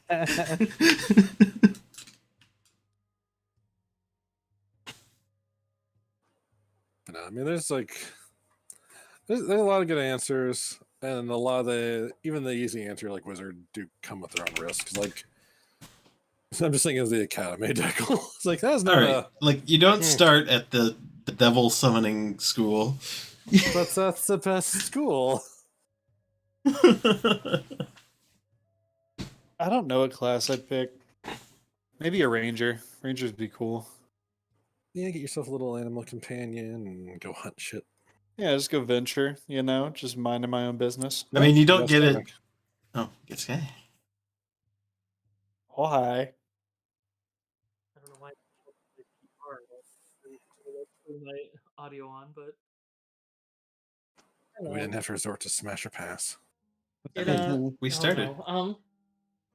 The power came back almost immediately at first, and then it cut out again, and so that's irritating. And so I'm checking the XL energy to see because I got like a notice like, hey, you're a bit behind, and I was like, and I paid the entire because like, oh yeah, I missed it a bit, and so then it's like, and so I was like, is this some like forgetting that I look out the window, I see like the entire thing's dark. So I'm like, okay, no, this is just them losing the apartment, I guess. Oh, by the way, that was actually on like Wednesday that occurred. yeah. We're expecting heavy thunderstorms after 10 p.m., just so people are aware. Fun. Please tell me it's not going northeast. It's going east. No, don't tell me this. I don't know about I love north. thunderstorms. I love storms themselves. I just don't. I also love storms, but now I work outside, and Deckle is southwest of me. So if that storm moves northeast, Yeah, I understood right away that it means that you're worried about it coming for you. Like that's that follows. Yeah. It's just I'm just more just. What the fuck? It's been a bad storm season. yeah. That's funny. Wow. I was just wondering what the Smash or Pass will look like, and I realized, oh yeah, some of the things that starts with A: Angels, Azamars, and Azadas. Okay, yeah. Would have been very good Smash or Pass, actually. I'm not familiar with that third one. Zada, is that what you said? Yeah, Azadas. They were They're typing the outsider. chaotic good outsider. My kind of folk. Holy sh! Okay, wait, okay, I'm okay. That's.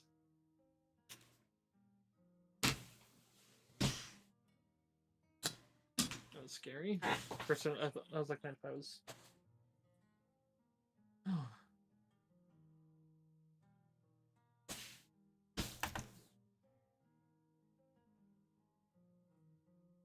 Caleb?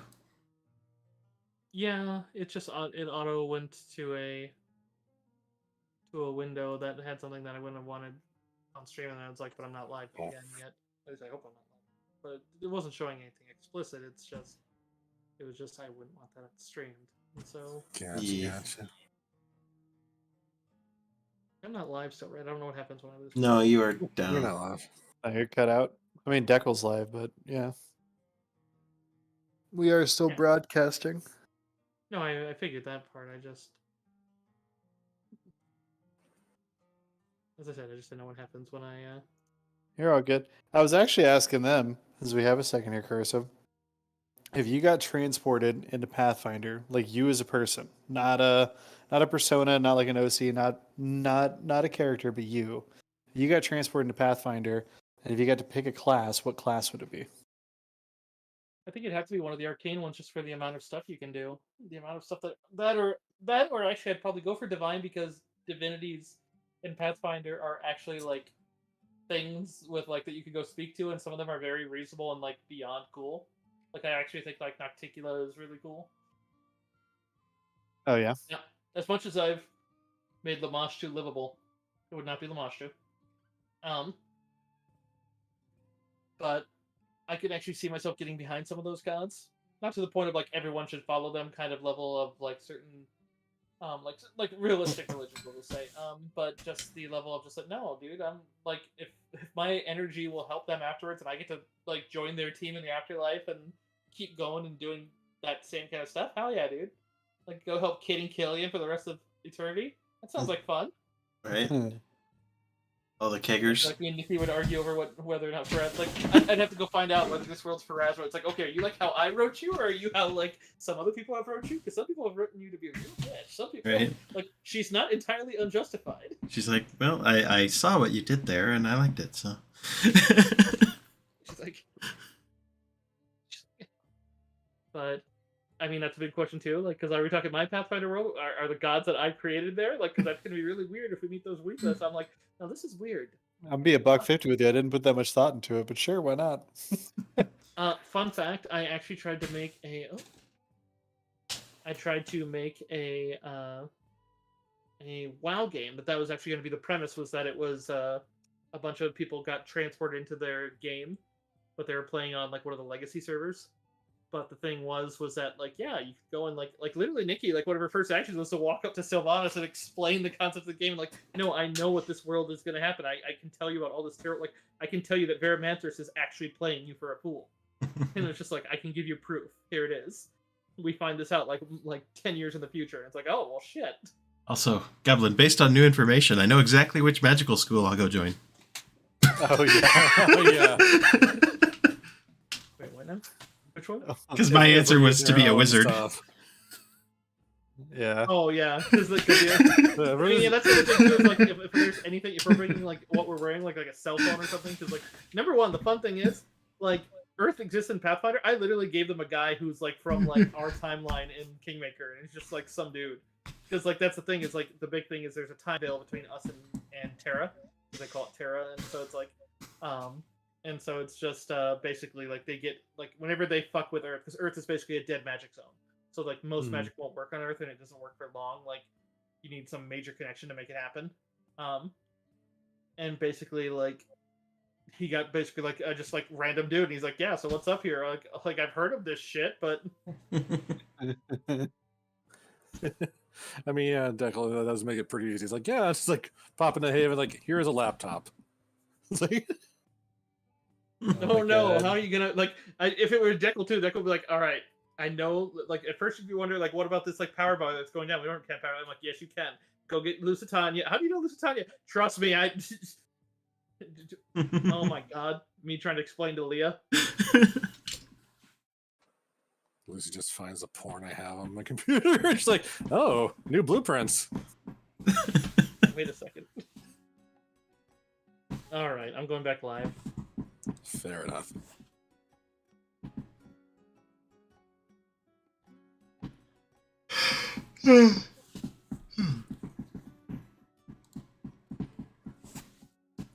Yeah, Yep, she's power back. outage. Sorry, guys. Anyways, what I was saying right before I left was that it's equal to her class level for a minute, and it's basically just a fast healing, but you can do it to any number of people within 30 feet. But it takes 10 minutes to cast, so it's like it's a very, very niche use, but it's a nice big chunk of healing. I mean, yeah, that's not too niche. That's pretty good. It's pretty good. Taking 10 minutes. Taking 10 minutes to give somebody fast healing. Yeah. 5, and then just for a minute, it's like, okay, that's... Yeah, it's an Still out of well combat worth it. but- heal. But yeah, she basically has to dump out of the water and do the faith that she'll get others, but she can also create water. So it's like, well, granted, you guys have already heard how the desert, that's a superstitious bad thing. And it's not really superstitious because, there are things that'll fuck you up with that. It's a yes.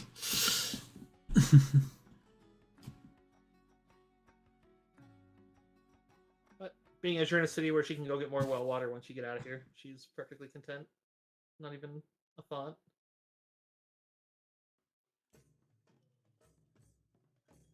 Should we head out? Yeah, you can head out. Maybe we should. You don't want to go pet some dogs? No, not today. I think. Fair. We got a whole 2 more days, so True. just make sure that the bone guy isn't mad at us before we try and leave.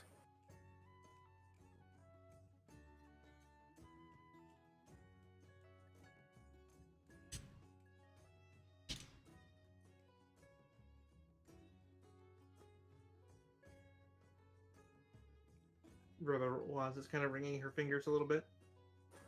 You okay, V? He stays kind of quiet.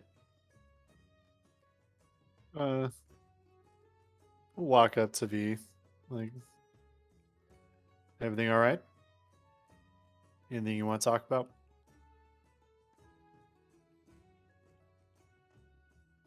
Mm-hmm.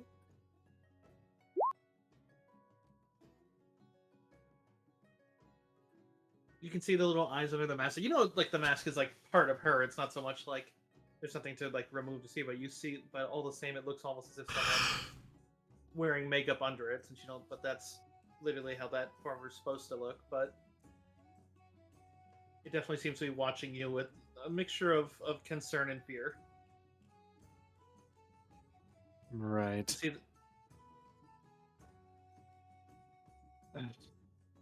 It's a really, really long story, V, and I'd love to tell it to you, just not here.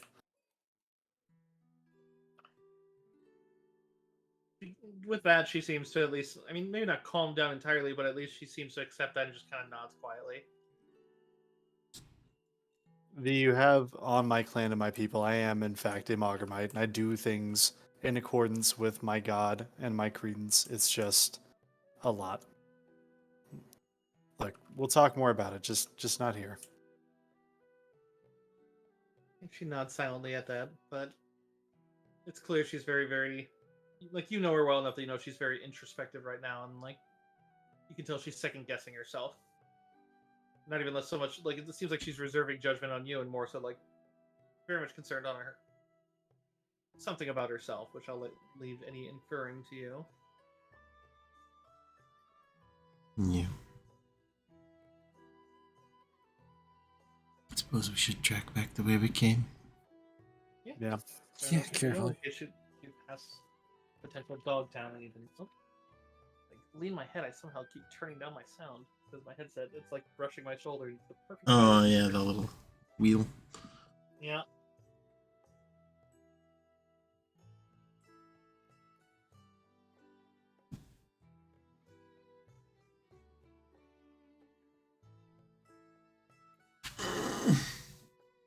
Thank you for the stretch, Consider it. Gabriel. Sorry I missed that. Suppose I'll take point. Sure. Yeah. All right. And yeah, I'm just gonna start walking my way back through.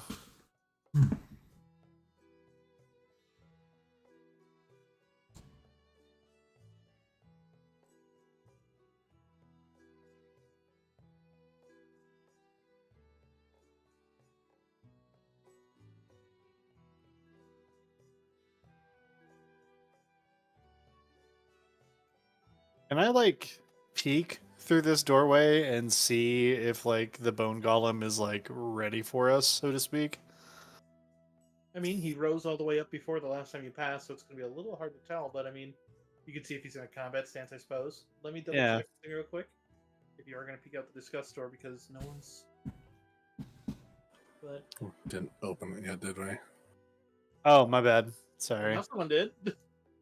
That's why I just got to double see if it does anything. Gotcha. The face of discuss. Nope, it just slides open as you go to look. Oh, okay. Seems untrapped. But looking out there, you can see that he's standing there, and he seems to be kind of watching your direction as he just seems to be holding that sight. I mean, he looks as ready as he did before. It doesn't look like he's any more agitated. You can just ask him. Yeah. This is about to sound really dumb. You did say you're just not allowed to leave with it, so I mean, maybe he's cool if you're just like, well, we know it now. Okay, now you don't get to go. We haven't learned anything like that. No, we don't know what the threshold is.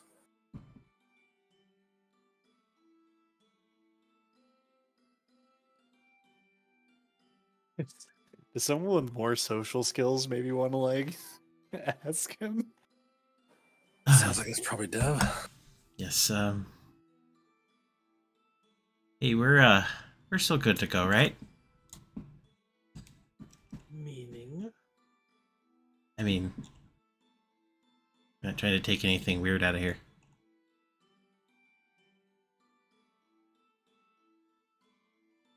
Its eyes just kind of seem to be glinting with the same energy, but it just seems to just stay silent at you, but doesn't seem to be readying its blade either. All right, guys. I think we're good.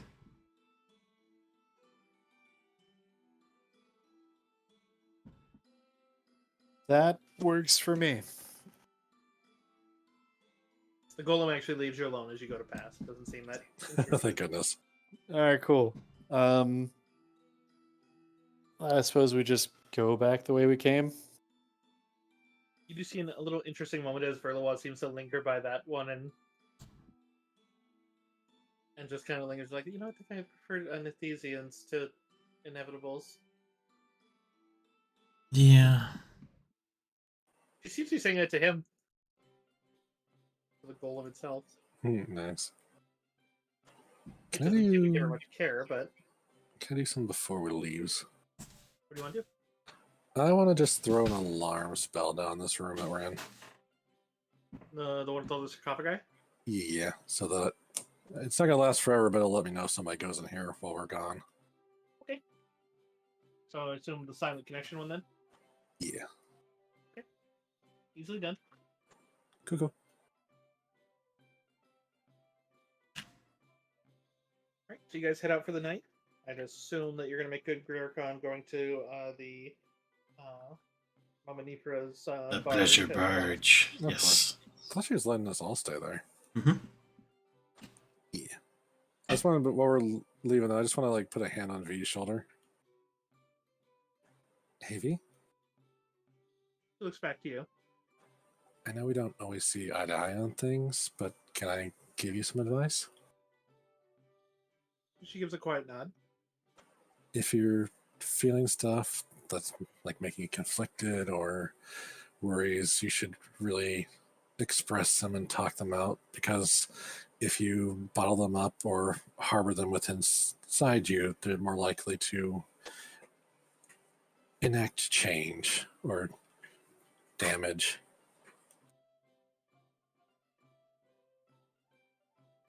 She finds her voice a bit, but still sounds a bit meek as it's just the anxious. I'm trying to bottle up. They said we'd talk later. So And just when you do talk, don't feel like you gotta be quiet or hold stuff back.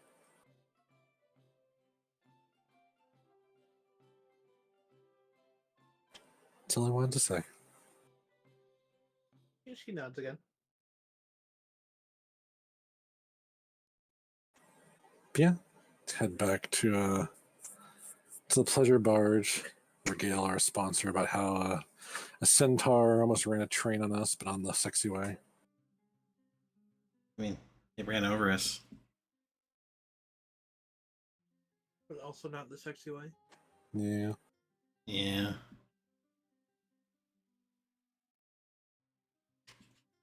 Mama Nifra is happy to hear about the stories, but a little more concerned when she realizes that it's not just for her entertainment. Which at least that shows one thing, that she actually does seem to care, not just utterly aloof, but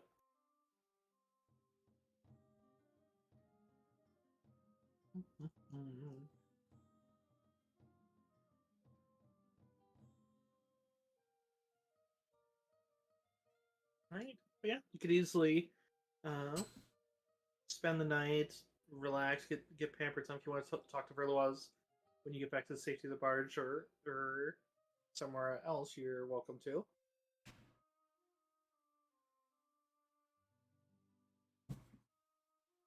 I mean, yeah. I said I would like to. Or I said that I would, not that I would like to. It's better to rip the band-aid off sooner than later, I suppose. I don't know if I'd call it a bandit at this stage. I don't think she's that mad at you. No, but she will be. Yeah. I'll go to V's room.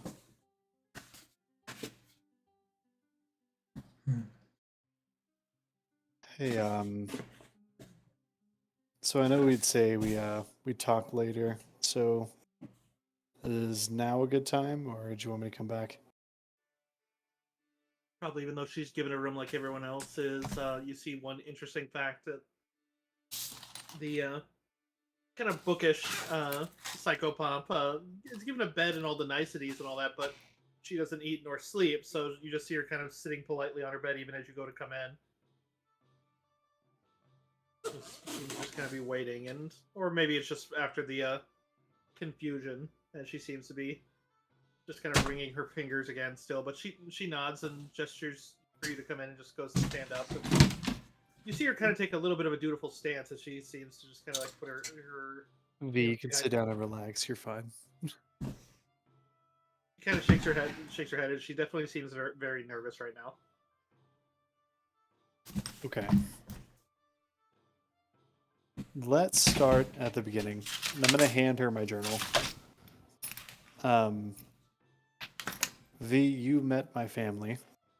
And as you know, I told you that it was okay to use my clan's name there, but it's not okay to use it anywhere else. She nods at that. So, probably about 8-ish generations now, we've been living there. And we aren't allowed to interact with other dwarven clans and most other people. And battery 70%. most of it is due to a group of most of it's due to a group of my clansmen that actually set out and made a bunch of deal with Null slavers. And as a result, a lot of things were ransacked that we were due to protect, and a lot of people were stolen and killed that we were due to protect, and a lot of bad things happened. So, Mogram teaches us that everything in life, whether you like it to or not, needs to be fulfilled. This is in all aspects. And so, watching my people suffer year after year, day after day, toiling and still not being acknowledged, not being allowed to be themselves. I mean, I wanted something better. Not for me, but just for everybody. So I started doing research and started delving into things in Wadi and got close to the people there who were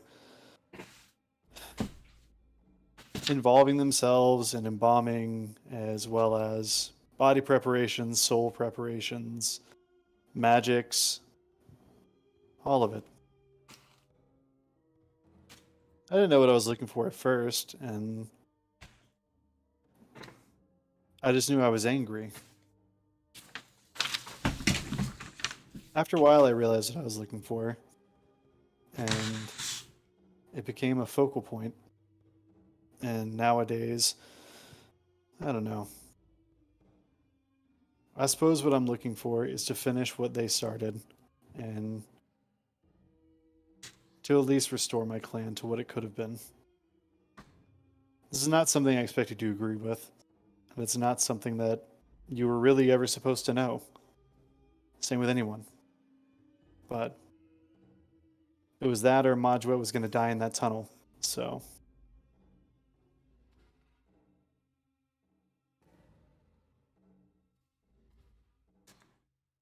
Last, but she nods and just simply just I saw her fate approaching, and you stopped it. She kind of clears her throat a bit, and then just, Sarik, I trust you. And she kind of makes eye contact with you, and I don't want you to think I don't right now. I just. She kind of tilts her head and kind of looking at you a bit of side eye, but otherwise. I am just. Mother warned us that there would be times that even amongst those closest to her that we may not see how different we are. And she kind of stutters a little there as she just I hadn't seen any difference between us, and then I did there, and I was worried that. She kind of grows quiet, and kind of like her voice is kind of turned into a little squeak as she can't directly say it.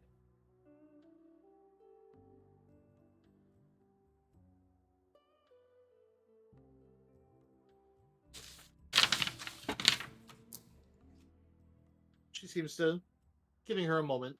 She regains her strength a bit, and then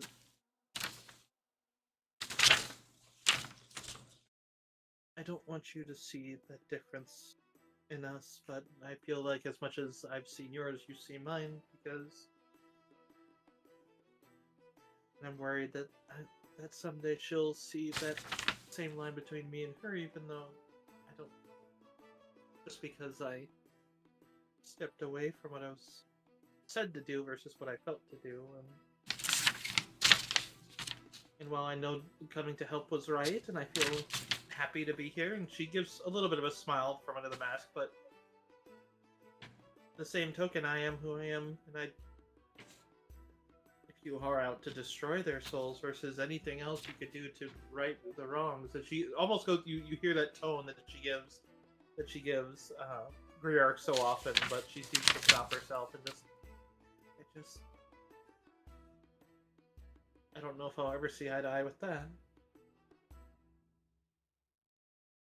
And then there's a little bit of a sob in her voice as she kind of goes quiet, and I'm just worried that's how that's going to look for me tolerating it to her, and how it's going to look for you, for me not backing you 100%. And she's kind of goes off rambling and worried as she's kind of talking faster and faster.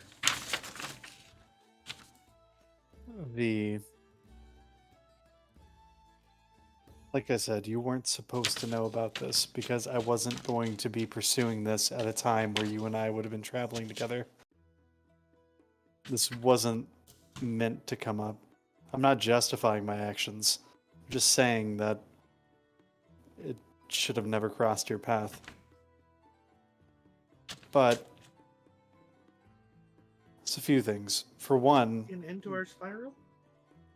I'm not What? saying that we need to be around together, but you have, sounds like you have a plan, and I didn't know where we would diverge our paths, but it sounds like you know. well, I would assume that once all this danger had gone, that Pharasma would likely call you back to her side. If not, that's great. But I had never accounted for it. And Yeah, I have no idea. I don't. She doesn't see the fates anymore, and I don't. And I'm not saying that we need to be around forever. You have like a whole life to live. I just thought that, if there was work to be done, that, well, I have eternity. Why not help you fulfill everything you need? because this is something that really might get you in trouble with your mother. And I was well aware of what I was getting into whenever I started down this. And it's not something that ends well for me and the things that I currently hold dear. And why do you want a bad ending? It's not that I want a bad ending. It's that the ending that everyone else is seeing that is bad is not the ending that I see. She nods again. There is a lot of planning that is going into this, and I just need the legwork for how to get to it. As far as the aftermath of it goes, I mean, I can't deal with watching everyone struggle and scrabble day after day after day for nothing. And I'm just me. So one versus all of them is not, it's more than a price I'm willing to pay. And this is not something that is just done with saying I'm sorry.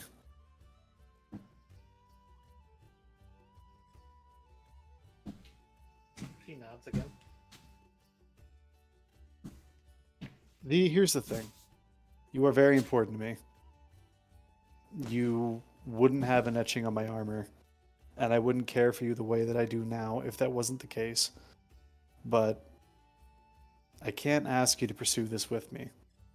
But now that you're aware of it, I can't ask you to look away from it either. So I guess what I'm saying is you can trust me. It's still me. This has always been my plan, and this has always been who I am. and I will never put you in a position that will compromise your views and your stance with your mother versus my personal goals and game. And the pursuit of this is something that would happen much later, and you're your own person. If you decide that you want to be a part of that when the time comes, that's entirely upon you. But I cannot ask you to follow me there. It would be a great deal of pain, and it's not something that's going to end well, at least not in the short term, whenever it starts. That she just kind of looks down.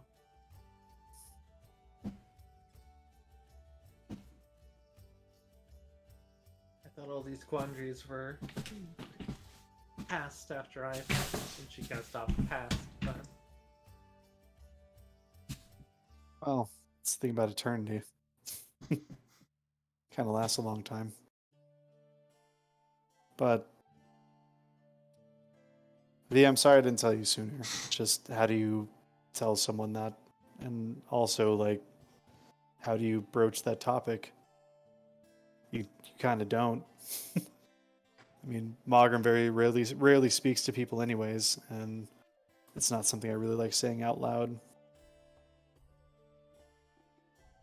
But you do have my sincere apologies, and it's not a position I thought I'd be seeing myself putting you in.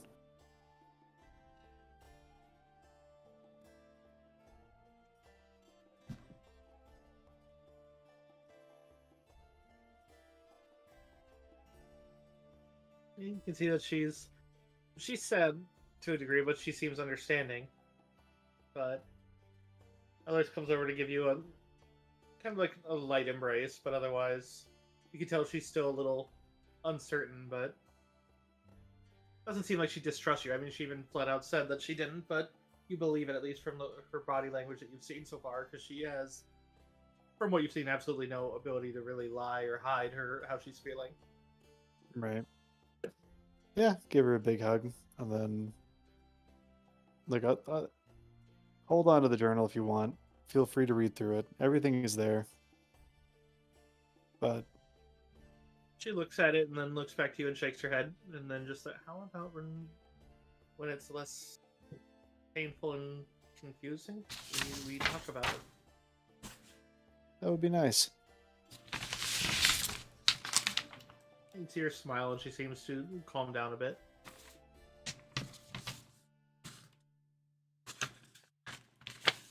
It's not meant as anything to sway you and what your purposes are, but maybe then I can... There's manners behind the veil, and the Grave Lady didn't see fit to tell me that I couldn't... Is very strict on what I should and shouldn't say around mortals, yet around you... For this new tasking, my restrictions haven't been uplifted. I don't know if that was an oversight or simply freedom. And I don't know, maybe a glimpse beyond the veil. Maybe it changes things, maybe it doesn't. But at least then, she kind of leans on you a bit as you realize she's going a little bit back to the kind of casual, but maybe at least then you'll have confidence in your own. If nothing else, you'll know it had to be done, even on a divine scale.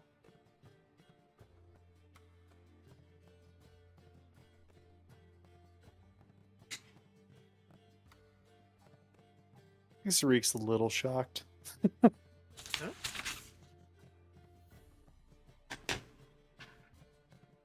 I've not outwardly expressed this plan to anyone. like anyone, actually. It's not something I've discussed.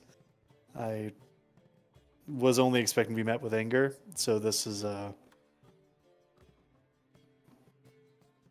surprise. I mean, I'm not happy. But I do trust you, and if you have reasons, I imagine they're not because they took my toy. I imagine they're, you are a very reasonable sort, even if you're a very blunt sort. And to that degree, I don't. And she kind of smiles a little. It's like, as terrible as I am in social situations, you're a different sort of terrible. Which you'd see that smile creeping wider.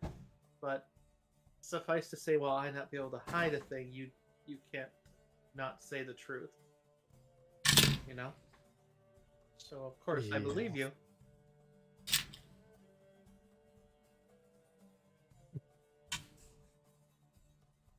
Because I believe that what you're doing, you at least believe is right, and I just hope that if the map was more clear to you, then you would choose the best path. Maybe it's how I feel, maybe it's not. Maybe I'm mistaken, because I'm certainly... She kind of clears her throat. She's like, I've been a scribe for longer than most people, or I guess people still apt remain scribes. It's only working with you that she saw fit to bring me up. And so, I'm not saying that's the only quality worthwhile. I'm not trying to be neat, but at the same time, I'm not going to imagine that my judgment is paramount. I could be mistaken. Well, it's paramount to me, V. Like I said, I don't talk about this plan because I'm aware of what it is, and I understand your feelings, and I appreciate you being pragmatic about it. And when the time comes that you try to sway a old, stubborn dwarf, I wish you the best of luck. But until then, I suppose I will continue being entirely too blunt and socially awkward. In that kind of dry sort of a humor version, just doomed to failure from the start. But it's clearly she's seeing it with a little. But I'd say you can tell she's definitely worried, but at the same time, she's accepting it for it is what it is for the moment. Like, it seems like, and it's clear that she values over a potential situation that she'll be offended at is not going to supersede what she actually joined up with you. And yeah, you bringing up the marking her and etching your armor for her in return, like because her bearing the tattoo and all that seems to it's clear it means a lot to her, more than just like one argument's not going to shatter her. Right. As fragile as she is in some ways, she's very strong in the others, and that's evident, at least for that night. That scene was unexpected, actually. But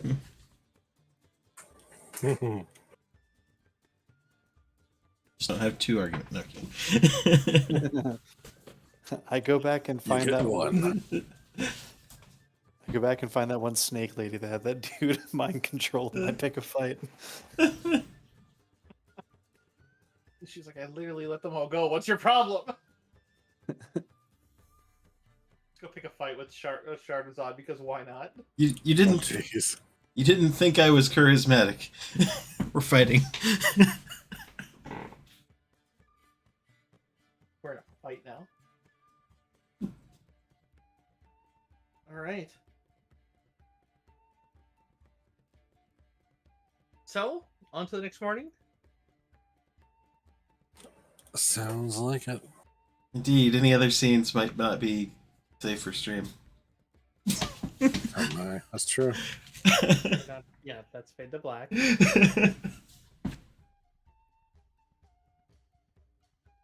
So, you guys retire back, enjoy your nights with pampering and nice food and otherwise interesting conversations for certain.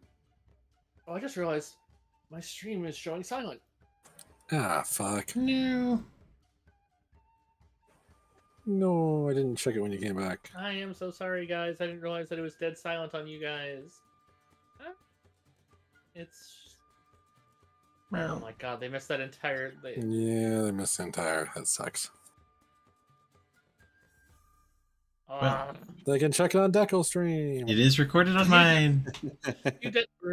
Review Deckel's VOD for a very fun scene between Verloise and Tariq. But Yes. as we just wrapped that up, and I am so sorry that I didn't notice the stream was dead after the power outage, guys. I am so sorry. But we are here now, and we're moving on to the next day. So I guess I have the action stream. That's what mine is. Just kidding. And not that Deco doesn't have this one, but I don't know. I'm trying to find the silver lining in it. It's hard. You'll just bring up Deco's stream and your deal and play the VOD part of that for them. Like, here's what you missed. All right.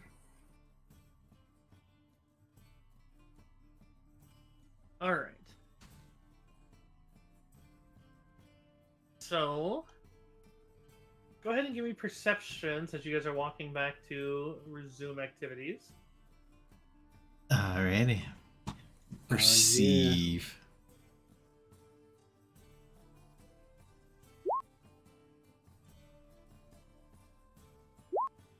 Dirty 31.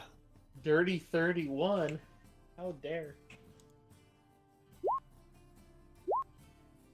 Oh, somebody didn't say anything. We're the ones that just said, so I love a raining night.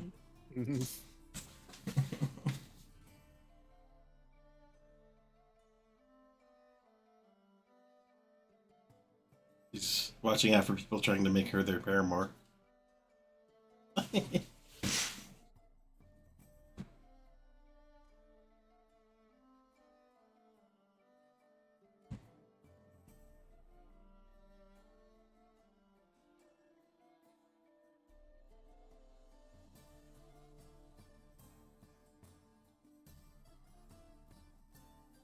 All right, so right here.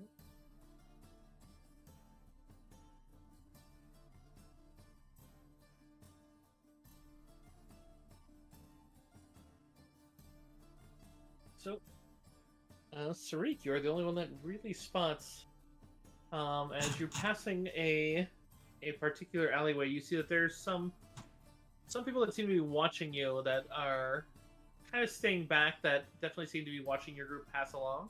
However, as you pass the alleyway, they don't seem to be pursuing. They seem to be dressed in black clothing, but they're otherwise desert garb setup of the cloth. So face mask, and as if they just came in from the travel of the desert, but they seem to be wearing what looks like a blue peacock feather in a headband of bone. So you said they're drawing weapons at us? No, they're that just what you watching you. They seem to be watching you, but very clearly watching you, and also trying to stay hidden. But you spot two of them just kind of waiting in an alley. But as you pass by, they don't seem to pop out. They don't try to drag you away to a demon. I want to do a dumb thing, but it's stupid. I'm not going to do that. It's hard out of character. I pointed out to the party and then suggested we just keep moving. In fact, did we pass a town's guard? Give me just a flat D20 roll. We'll say 15 plus, yeah. Oh, so close. So you see a guard, and you try to catch up to them. They seem to move off another direction, and just out of reach. All right, well. Anyways, yeah, I definitely point out to the party, and then just continue on our way. I think we should find out who they are. I mean, if you want to. Last time I checked, men dressed and armed in an alleyway is not something I try to interact with. Go ahead and give me another perception check. Oh, go ahead, Nikki. I was gonna ask what they look like because I didn't see them. I was implying that I described them to the party, but would we be able to do a knowledge local or anything about it? Yeah, I'd say it's a fairly hard check, but Never know unless you roll. yeah, and also you guys sometimes surprise me with the amounts you can get at lower levels than I anticipate. I'm not trained. Yeah, there's a 5% chance I might Well, have done definitely it. not getting it because you're a max of 15, and it is. Natural 20s aren't guaranteed successes on skill rolls. Yeah, no, but still the best chance.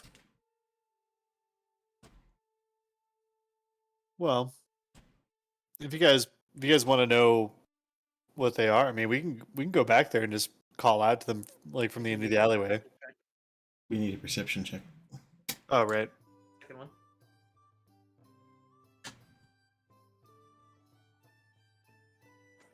I'm even less observant now. I'm equally as observant.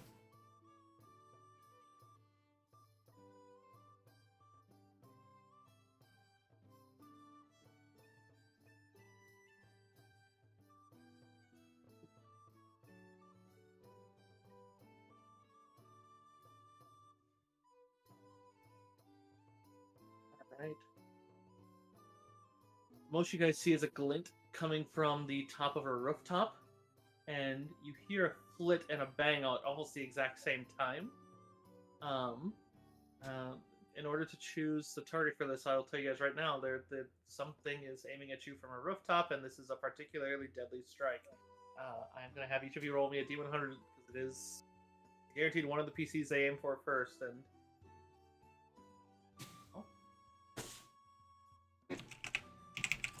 That's not good. Perfect. The perfect roll. Yeah. Perfect roll and in the middle, so the middle is... Oh...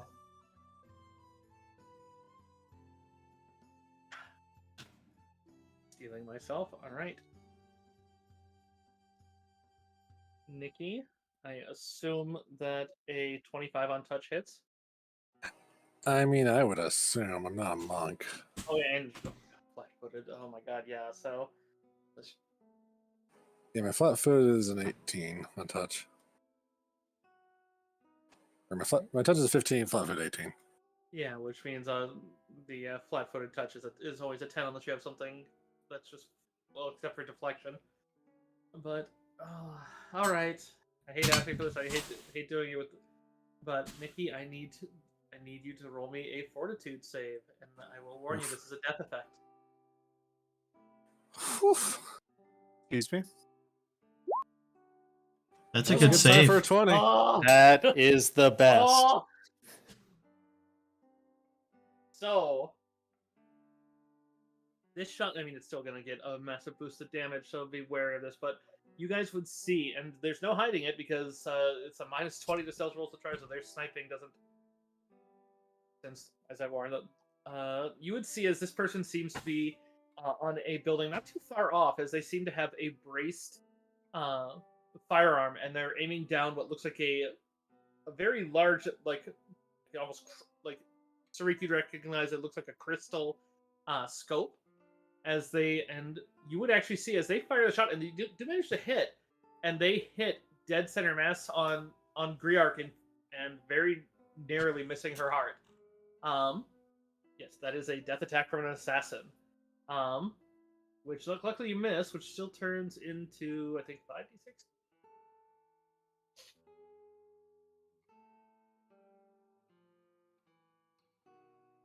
I gotta double check. I gotta look up assassin because I don't think it adds to the sneak attack. I think it just does it as normal. But Dekel and Nikki know I hate using assassins, but this is literally part of the book. I'm stealing that, whatever hill he's got.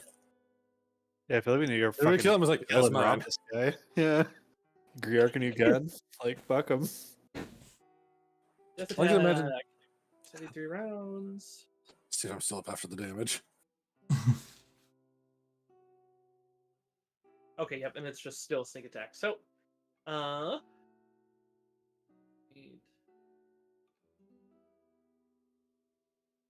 that's actually 66.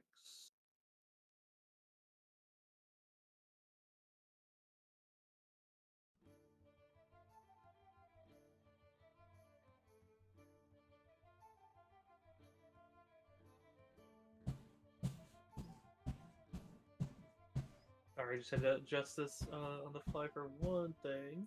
You can also see that it does look like the guy who's on the roof is particularly smoky. You can recognize he has some sort of spell effect on him. Seems to be helping him harder to see, but as well as harder to pinpoint where he is too. I.e., I'd say Dekel and Nikki at least definitely recognize a blur effect. But Blur. here's his stats. There's his stats. Okay. Trying to get a real stuffed nose, and I apologize for that. Okay. I had to just look up the damage die for this, and it doesn't change from where I thought it was. It just was where it did. So, +2 + 2, so that's 9, plus another.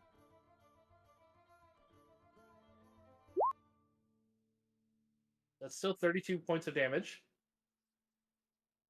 as well as 1 strength damage. Oof. I like to imagine the shot just rings out and it looks like it should have killed her. There's this little burst of like necromantic energy that like keeps her from dying. It's like very clear something just interceded. Yeah, there's a little spark of energy. You definitely feel this like cold, kind of creeping sensation as you are poisoned. At this turn, we're going to go right into initiative. That guy does spend, since that only takes his stand, it seems like they jump down and immediately run kind of perpendicular, not parallel to you, but seems like back the way you came. But on the other side of a street that's not too terribly busy, but there are crossing merchants and such. Some didn't even seem to, like with the bustle of the noise, didn't seem to all hear it, but a lot of people under there as well as near you seem to be recoiling back as they are aware of what happened. But we'll go to initiatives. Sarik, you are well aware this guy's dressed in the exact same outfit the other ones are wearing.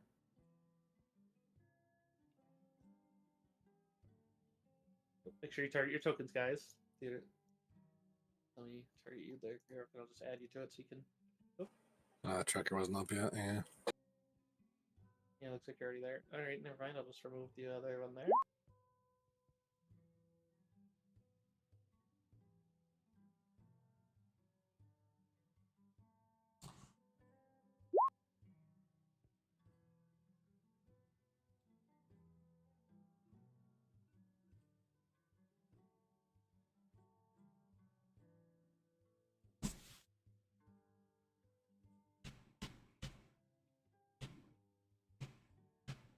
And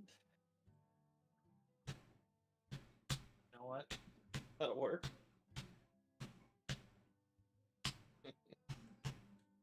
I'm a child. See, but it's fine. Yes.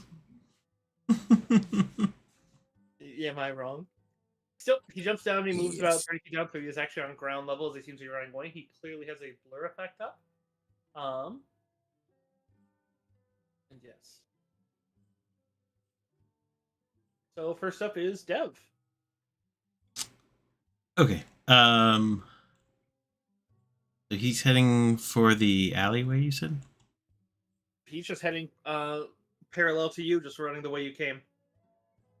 The alleyway's on your side. But, I mean, he could be. Do you want to give me a sense motive? Yeah. Sense motive or tactics? I'm going to sense that motive. Yes, let's see. It's gonna... Yeah, because he's basically trying. Amazingly, he has good stealth. He has no bluff. So, yeah, you can tell it. Yeah, those look like he's going to the alleyway. Okay. What like distance? He's trying to go perpendicular to it and cross over, most likely. Gotcha. What distance are we from the alleyway? From the alleyway, you are about 20 feet away from it. Okay. And it's about 25 feet across the road to the other way where he is, but he has also moved 30 feet down. He basically jumped down off the edge and then is running, gun still in tow, but it looks like as he's running, looks like he's trying to disengage the brace. Gotcha. I'm going to ready an action for when he's crossing into the alleyway to cast Moonstruck on him. Remember what Moonstruck does? I will click it. There you go.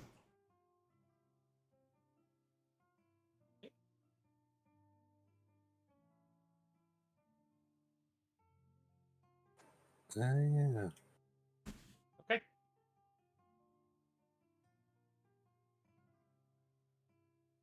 Anything else?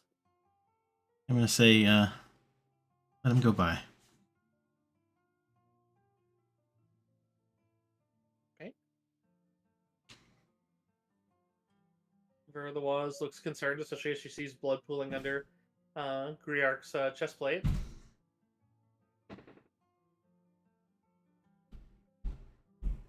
But doesn't have anything directly she can do about that, as she just looks. She's basically gonna just aid another for your AC, as she's concerned, but doesn't know what to do right now. Sarik. Deb did say to let them cross. Yeah. Okay. I mean, 20 feet is a very chargeable distance. Yeah, you can ready a charge. You only I ready will- a single action charge, keep in mind though, so you'd only be able to do 20 feet. But, I mean, if he's going to the alley, that is enough distance to get to him. Can I hold my turn for after Deb's held action goes off? Sure. Okay. I'm just going to hold my turn. Amadroid's going to turn back and cast a Cure Moderate right on Griarch. 5. She's at her Wisdom, so that's 4, so that's 9. So a total of 15.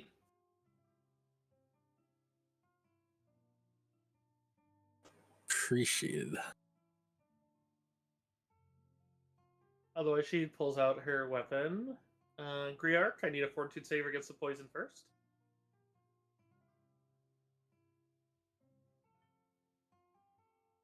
That is less of a natural 20. That's a 14. Sorry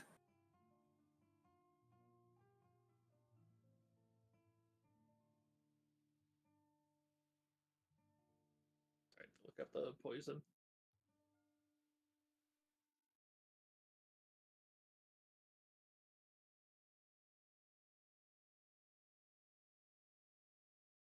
You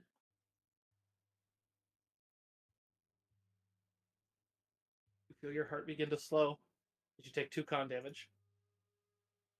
Ah, jeez. Not good. It's your turn. Gosh, Dev said 11 pass, but I really feel like Griarch would retaliate.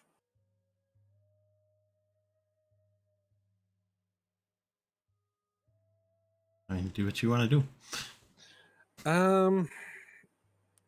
Like he's running through a crowd of people, it sounds like. Yeah, on the far side, there's basically he has cover of civilians. Yes, but you fire untouched, so like you don't care. Like you go right through that, so don't worry. Like Yeah, it's more like had a different idea. I mean, you don't have to do what Dev said. Not trying to be a shitter. Just see, you are your own person. No, I know. No. Has a spell I was thinking about using, but that cause a panic.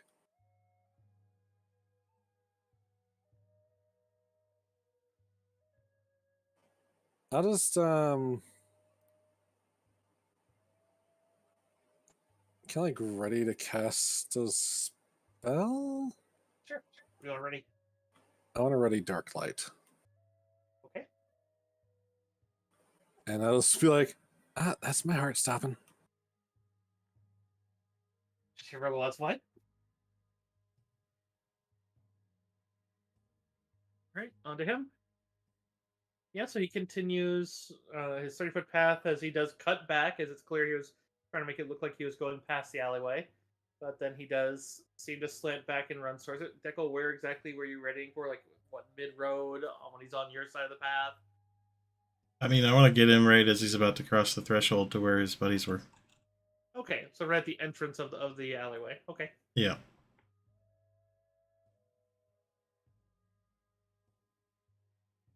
No, go ahead and cast. I guess it's just a will save. Yeah, we'll see.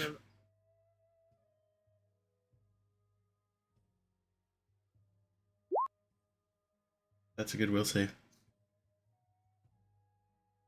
What's your Pretty DC? damn good will save. My DC is 19. And unfortunately, he seems to shake off the spell. Griarch, I believe you were readying. Or no, you. I was. Okay, that's what it was. I'd you're charge him. next. Okay. Get him. Yep, charge and hit him with an Earthbreaker. Pathfinder first ed rules on charging. I don't have any particular feats for it. Do I add anything? +2 to accuracy, and then your AC goes down by 2, unless you have what is it, reckless charge or whatever it is. I don't have that. However, there's something else readied for you. As soon as you come into the opening of where the alleyway is now perpendicular and open to you, you see one of them now has a similar gun out and fires at you.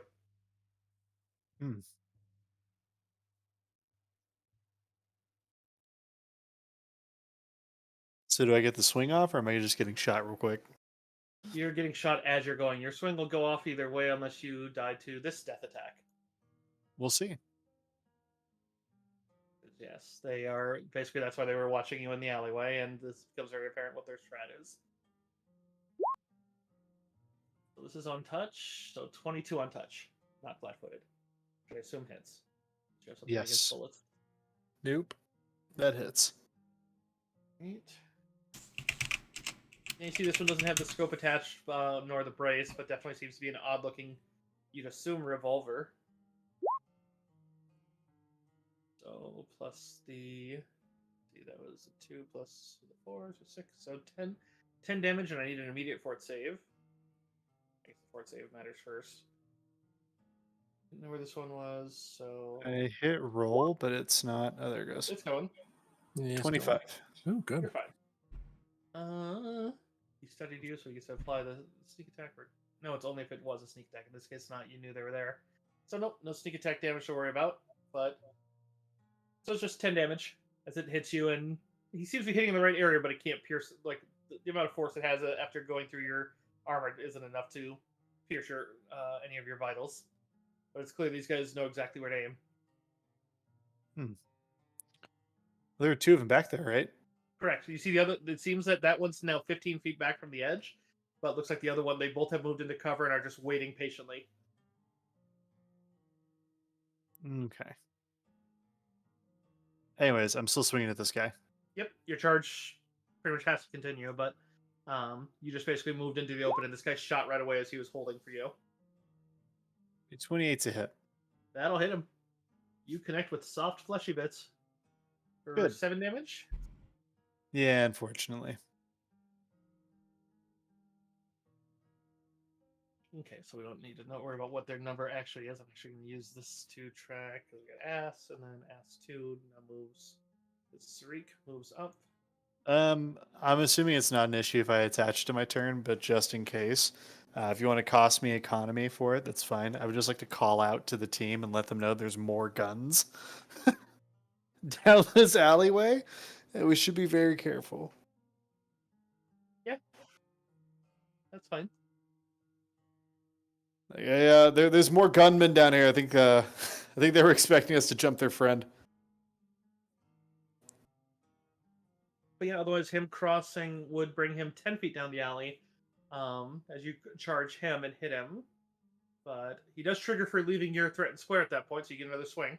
Oh, of course. What's that? I can power attack it? I'm just kidding. Just kidding. If you had power attack to the charge, you would have been able to, yes. But, and actually that would be your... Ah, well. 17 to hit. That one he manages to duck under your attack. Ah, well. Worth a shot.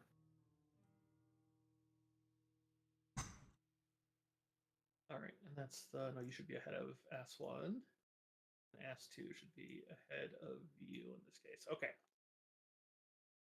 Dev, it's your turn again. No. Dev, no, you had readied. I'm below Griar. You're right in front of Ass. So, Verlois. What about Griar? Well, I had ready Dark Light. Oh, yeah, Dark Light.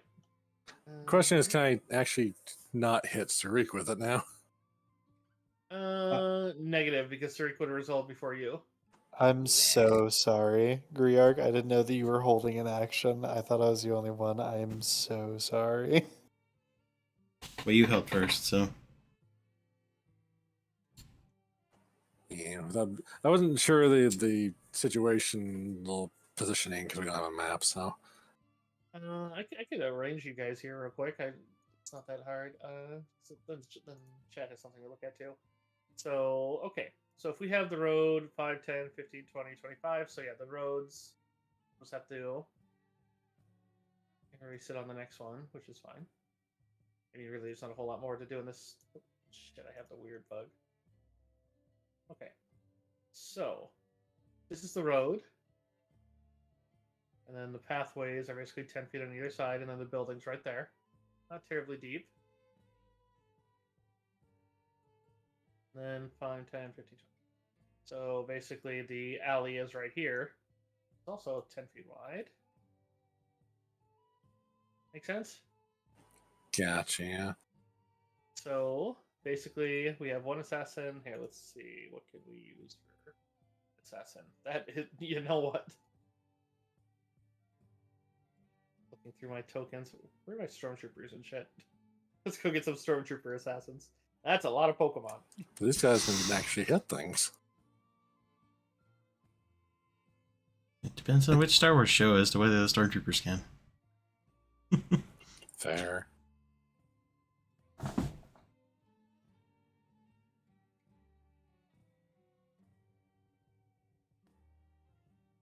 The one thing they can never beat is plot armor. Here we go. You know what? Because Death Troopers are scary motherfuckers, and that's they're not Death. All right, so we're gonna put one here. They may as well be Death Troopers. Okay, so resolving the charge, Sarik would have been there. And the rest of you, we can actually just put onto the regular squares here. Just do.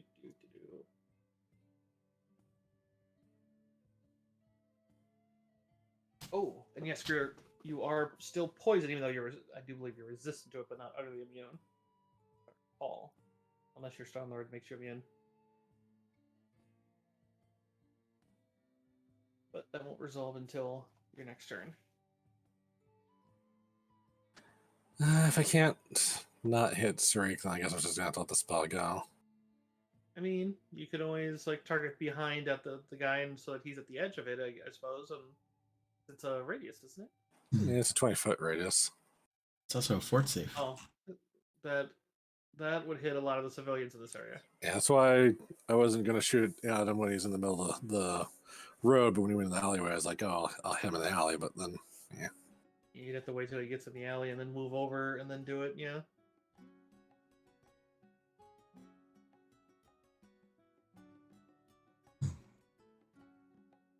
Okay. Is what it is.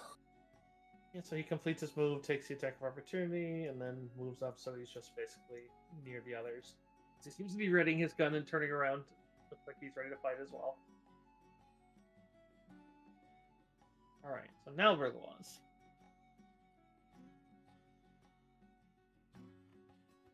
Cursing a little bit as she comes around to this edge and spots carefully.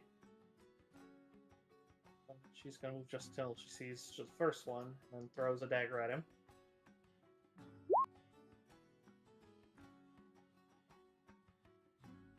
Unfortunately misses. Majwed is a little less cautious. Yeah, she can get right there. And yeah, she'll judge. Let's call them just vile snakes. And she calls on Bastet again. And she'll go for damage. Swing. Oh, critical threat. Oh. Oh! Who needs the judgment? So, Sarik, you get a first-hand view as the one who led you guys over here, and she comes around the corner and literally just decapitates him with her kukri. Holy shit. That was a triple crit.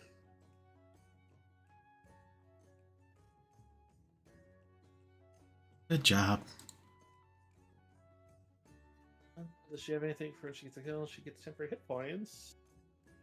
Unit defense of another, so she gets... No, it's just maximized. It's not a bigger die, so... Yeah, so you see that golden glow from her holy symbol seems to...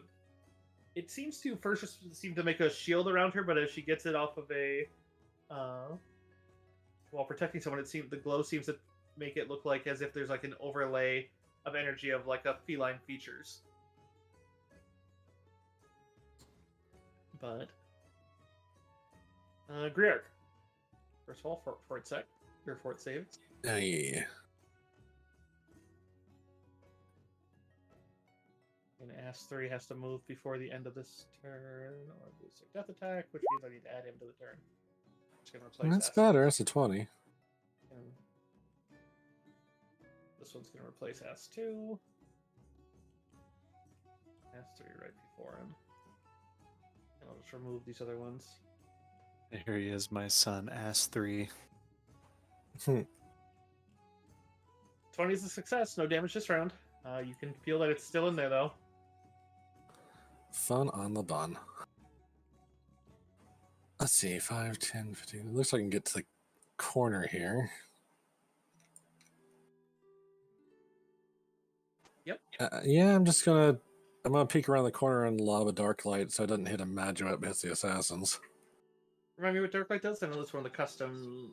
Dark light is a kobold spell. Basically, unless they have light sensitivity, they have to do a fort save or get either blind or dazzled. It's a 20-foot burst radius. Okay. So, doing another top one, second one, or top then south. Let's see. DC would be 18. 18. And then what determines whether they're blinded or dazzled? If they fail the fort save, they are blinded. If they succeed, they are dazzled. For basically my caster rounds per level, so 7 rounds. They both seem to be clutching at their face pretty hard. It's good. It's good. It's my turn.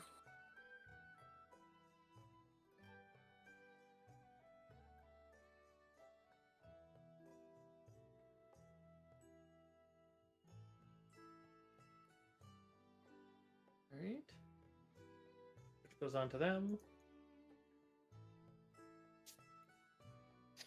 Yeah, which means means the one that was watching Dev loses his death attack because he can no longer see him and he won't be able to see him for another round, so he's losing.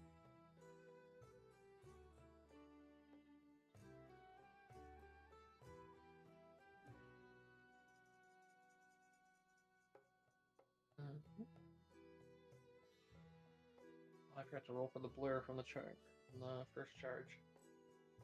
Oh well.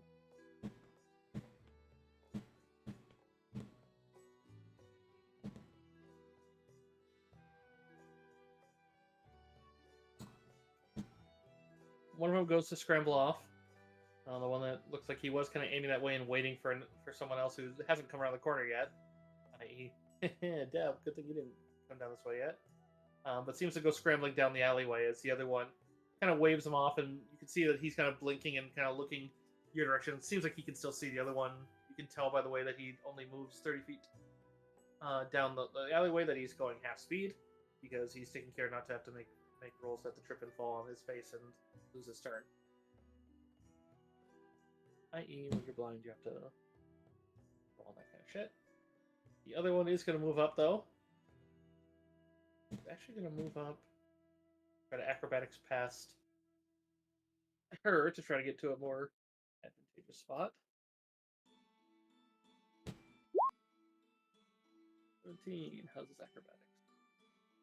15. Yep. So he does manage to duck past her out of her kukri's reach before stepping up this direction. But rather than attack, he seems to ready looks like a very fancy rapier sword, but he is going, as he pulls it out as part of his move, he seems to take a vial out and then coats it onto the blade as this green dripping poison now coats his sword.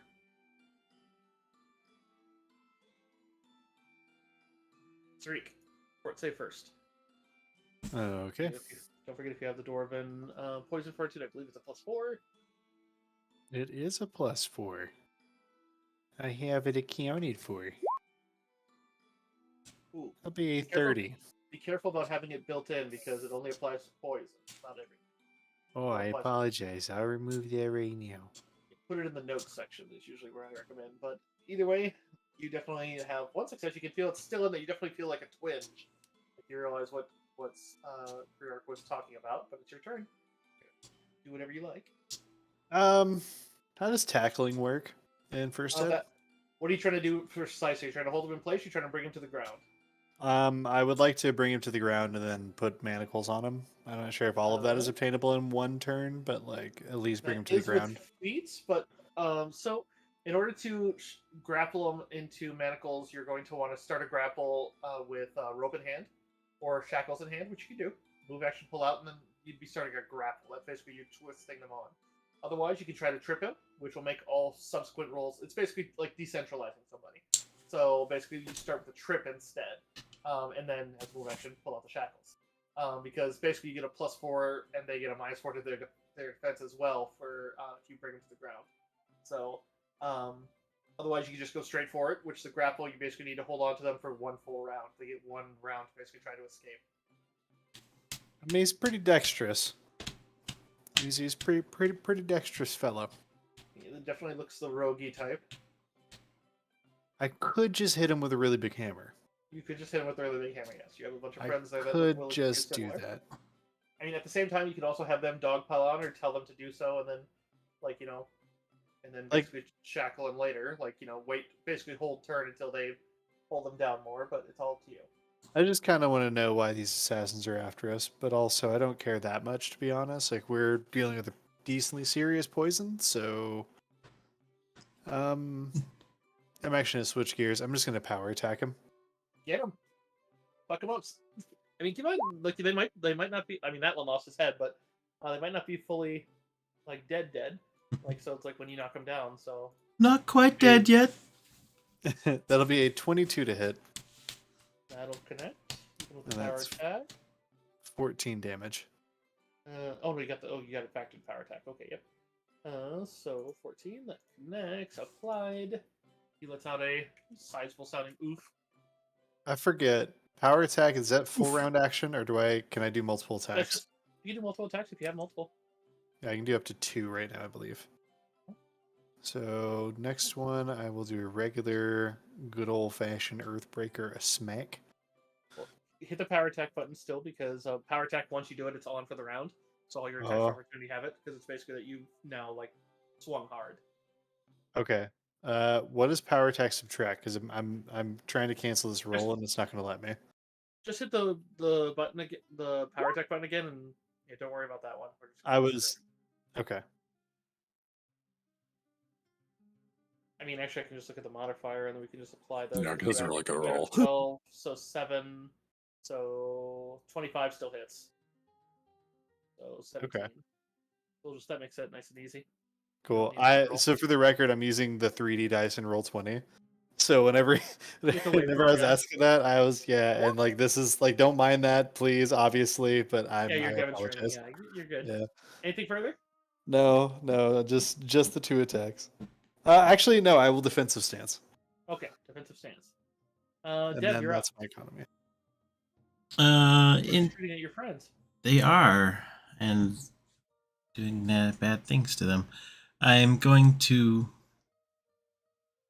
move up and cast Neutralize Poison on Griarch.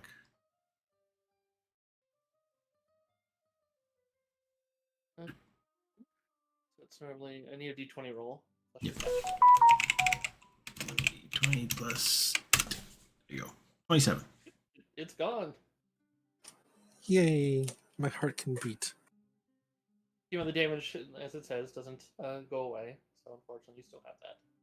True, but it's better than having the poison. Do you the d4 of con damage around? Yeah, that's bad. Most poisons last at least 6. They kill most people. Alright, Verlois.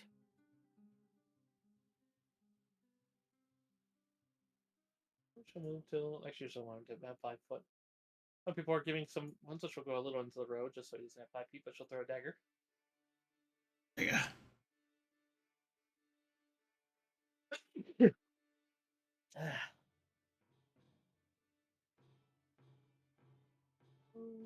Not a ton of damage, but she hits him.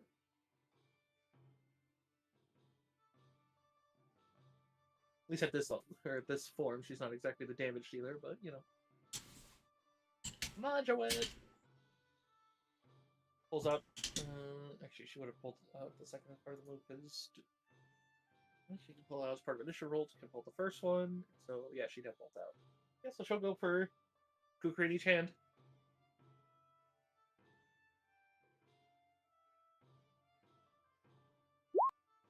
So.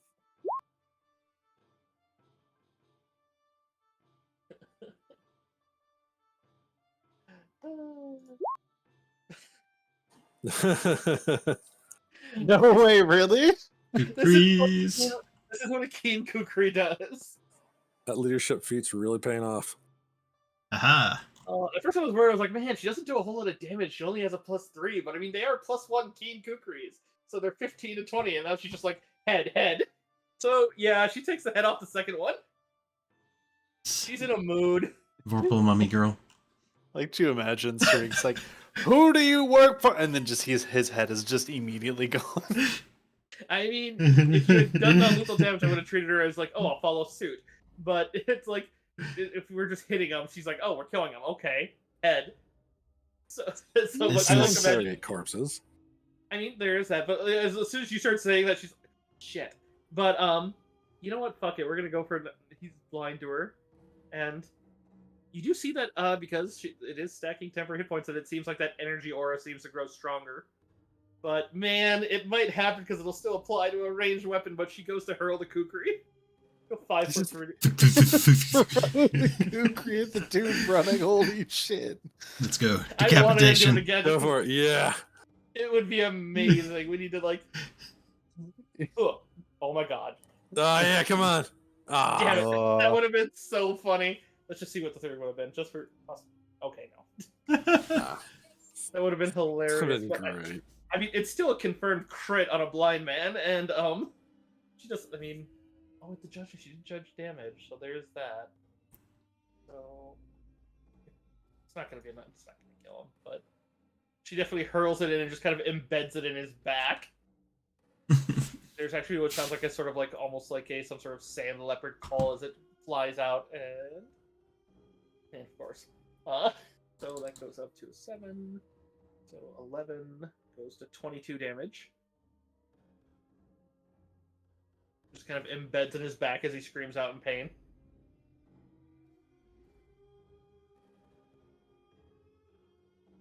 She's starting to stride after. I'm not going to let him get away with her Kukri. Draco Kukri. Griark, you're up. Yeah, I'm gonna. So this guy over here is dead. He doesn't have an X on him, right?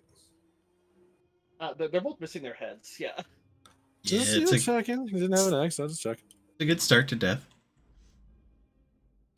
Can I lightning bolt down this alleyway without hitting a Majoet? Yes. All right, so I'm going to lightning bolt down it, but I'm going to use my arcane point to basically bend it 90 degrees straight up when it hits them, so I don't hit somebody on the other side of the alleyway. Or blow a hole through someone's poor, like, Yeah. Pueblo house. So it probably looks worrying. Like you see this lightning bolt conjuring to hit this motherfucker, and it's like goes whoop, straight up. Yeah, everyone else in the town's like, that's a strange lightning storm. There's not a cloud in the sky, and it's going up. So it is a DC 16. It's my specialized, so 17 reflex, but he is blind. He's blind, so he can't make a reflex roll against it. The most he can do is he could critically fail. Which he doesn't. Oh, wait. One second. If he has uncanny dodge, he still can. Okay. Double check. Good He does point. have uncanny dodge. Yeah, uncanny dodge, that's the sole benefit. You don't have to see an attack in order to dodge it. It's improved uncanny dodge. What does improved uncanny dodge do? It's so long since I played a pure rogue, I always play hybrids and things that get rogue abilities, and slayers who don't get improved uncanny dodge.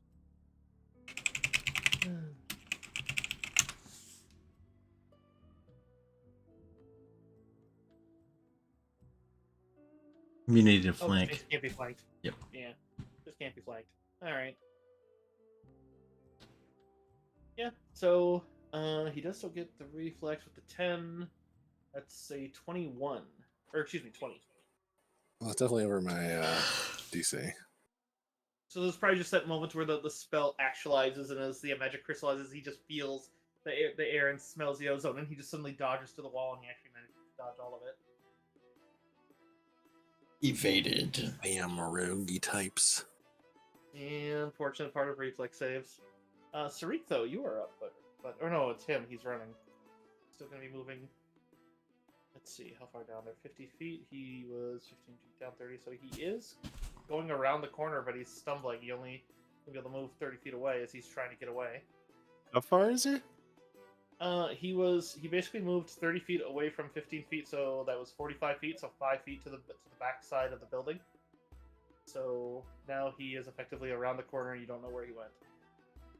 You could go after him. He's probably not terribly far around the corner, but you'll probably have to double move and be unlikely to act at that point. But you could definitely pursue because he's blind. You can only take single actions.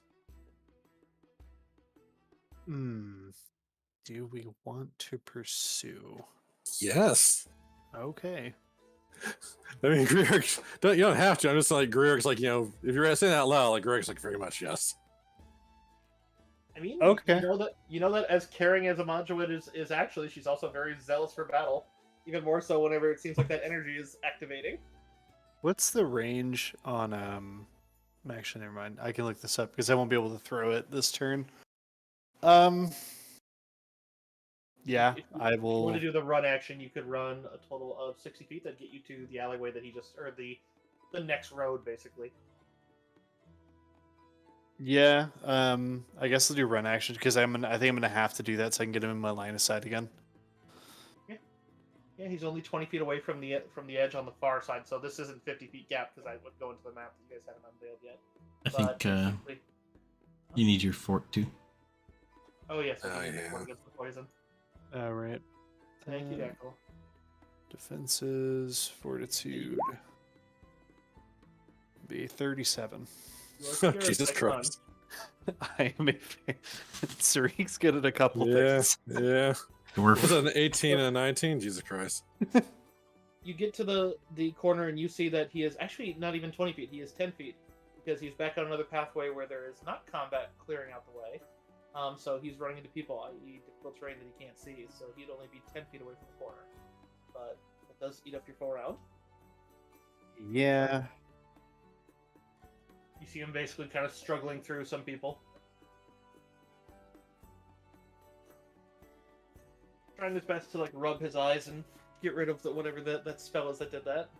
Yeah, I think it's my whole economy though, right? It's run action, so. Yes, you'd have a swift action left, but that'd be it. Alright. I mean, unless I can swift action ready one of my unless I can swift action ready a hammer to throw at him, that's my turn. That goes to Dev.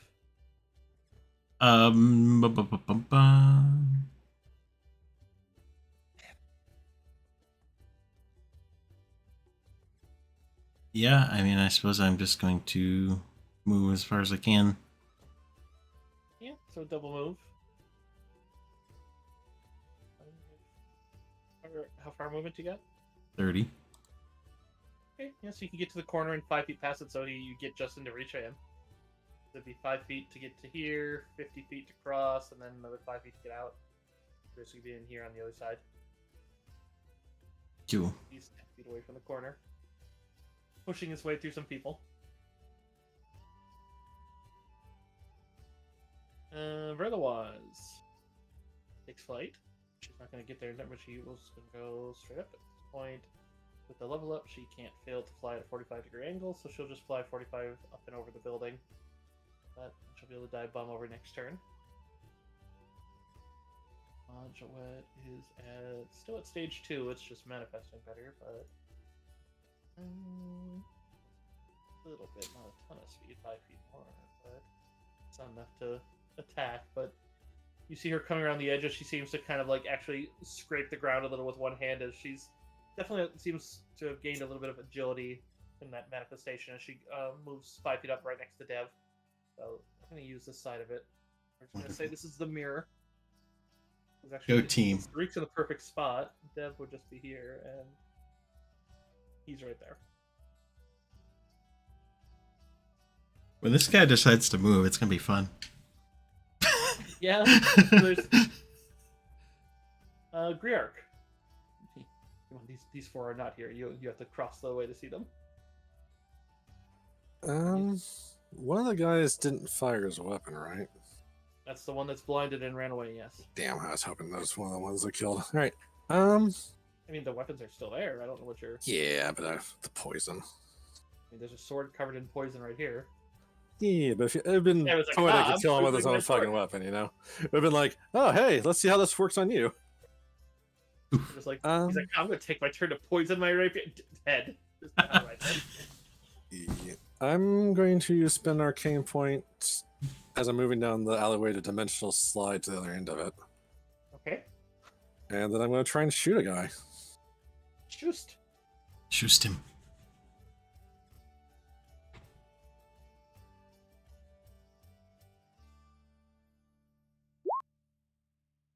And it's probably not going to do it. Yeah, that's gonna miss. Also, we do not Yeah. have haste any longer, so make sure you take that off. No, that's a good point. Sorry. Alright. That goes on to him.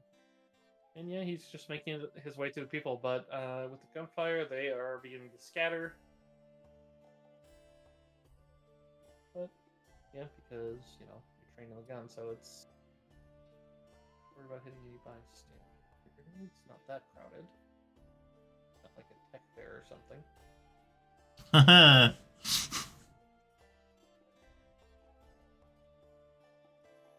Alright, he is still just going to try to move away. He does go since he can't move any faster and it doesn't slow him down to do so.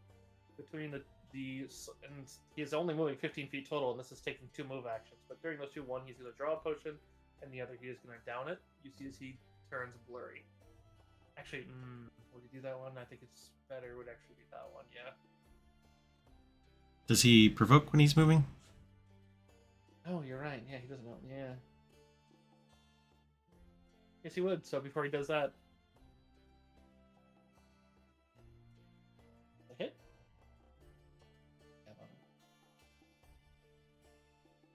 Before I rolled the Angel of Death over here. Okay, yeah, he does. Yeah, it's just the damage for the 22 from her. Another 10 from you.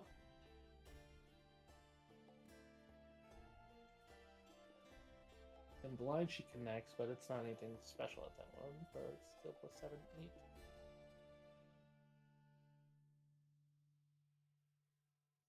So for another 18 until it's 40.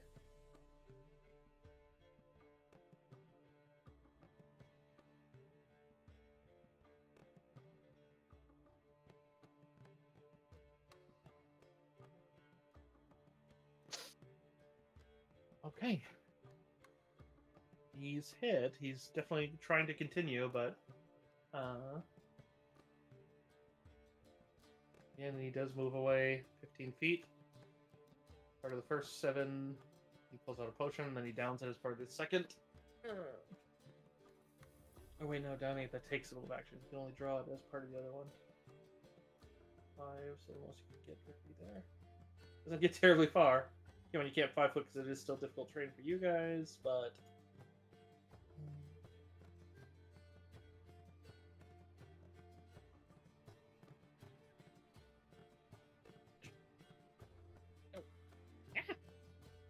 holy crap. What's Spider? up? No, ignore the massive number on this. I'm just gonna hit. Holy shit! Oh, Jesus Christ. Sky. My keyboard fucked up. It was just like putting a bunch of zeros. I'm trying to. Okay, that's why I had enabled a macro. So Jesus. plus 5. Excuse me. It's a good heal. So 21. That was the god heal. But he does heal a lot of damage.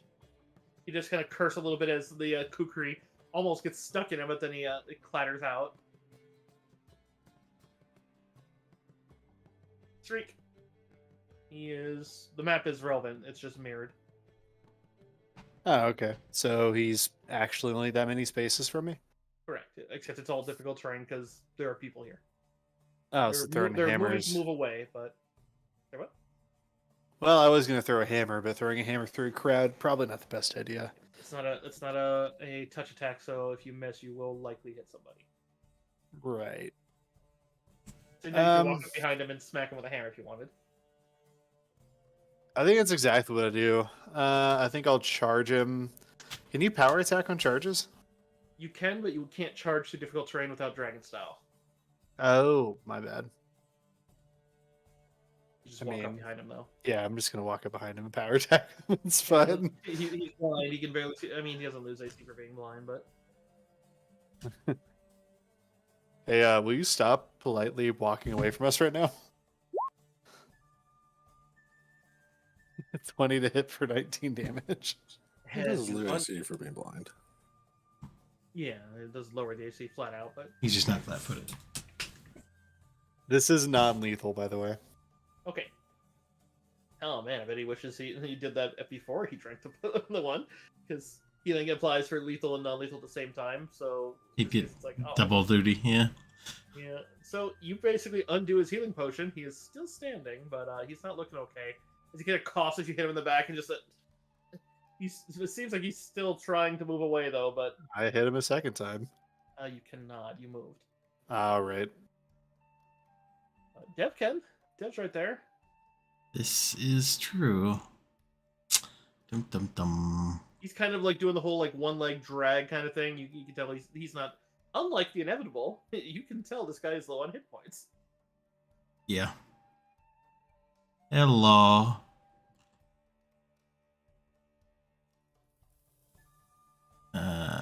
Button. Where's the button? There we go. Slice. And unfortunately, he's gonna miss. Fair.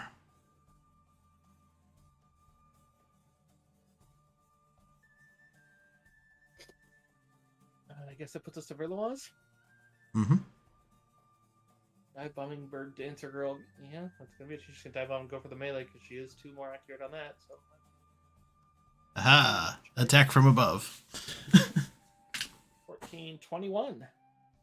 So I'm playing a 20 down to an 18 with the blind. So hit. Which yeah, at this point he has literally 5 hit points. She could. Oh my god! If she gets him to 0, he's. But. Oh. Yeah, it's 3. He's wonderful. He's at 1.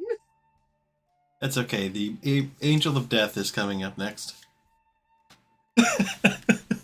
Seeing that you're trying to take that one alive, she'll definitely go non-lethal, so she can't crit, but, you know, she just steps up and, yep, it would have been.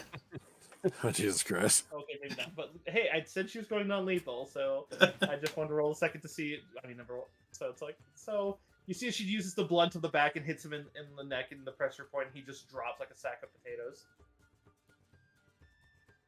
That was obnoxious. She's like, that could have been 3 for 3. She just kind of chuckles and smirks at Dev. Look, we'll still count it. Yeah, it definitely still counts. I mean, yeah, she did. Thematically, she just struck him in the neck again. So it's like, yeah, you know what? Probably a moment where like Grig's tempted to just kill him anyways, but like probably restrains herself before she actually fires. Yeah, Not right now. Pointing the gun at it. Some people are watching. You see guards are moving over now. It's like, oh, great. Even Madra's like, weren't we looking for those assholes just a bit? You do see an interesting thing as the energy over a Madra, it does seem to cast and react. Like, as her face moves, it moves as well. It's a very interesting effect. It seems to linger for a while. For a few minutes, but she definitely also seems... I mean, you get body language that seems very huntery. I mean, it's, for those of you with the religion, I know, like, Sarik has made these rolls on Boss Hit before, that it's basically, yeah, she's very much Earth, home, and protection, but also Mama Cat. Like, it's like, if something attacks you, you should, you know, take care of it. You should, you know, not be merciful.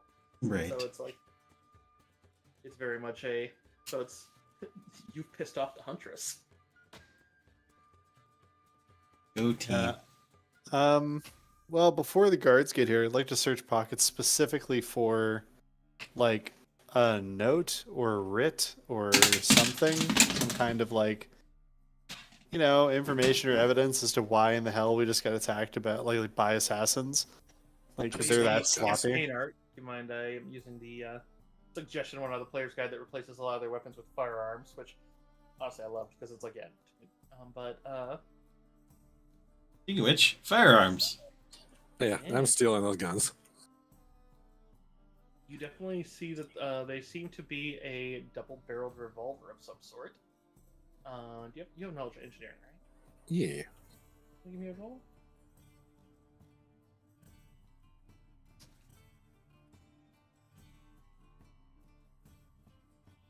That's their baseline. It is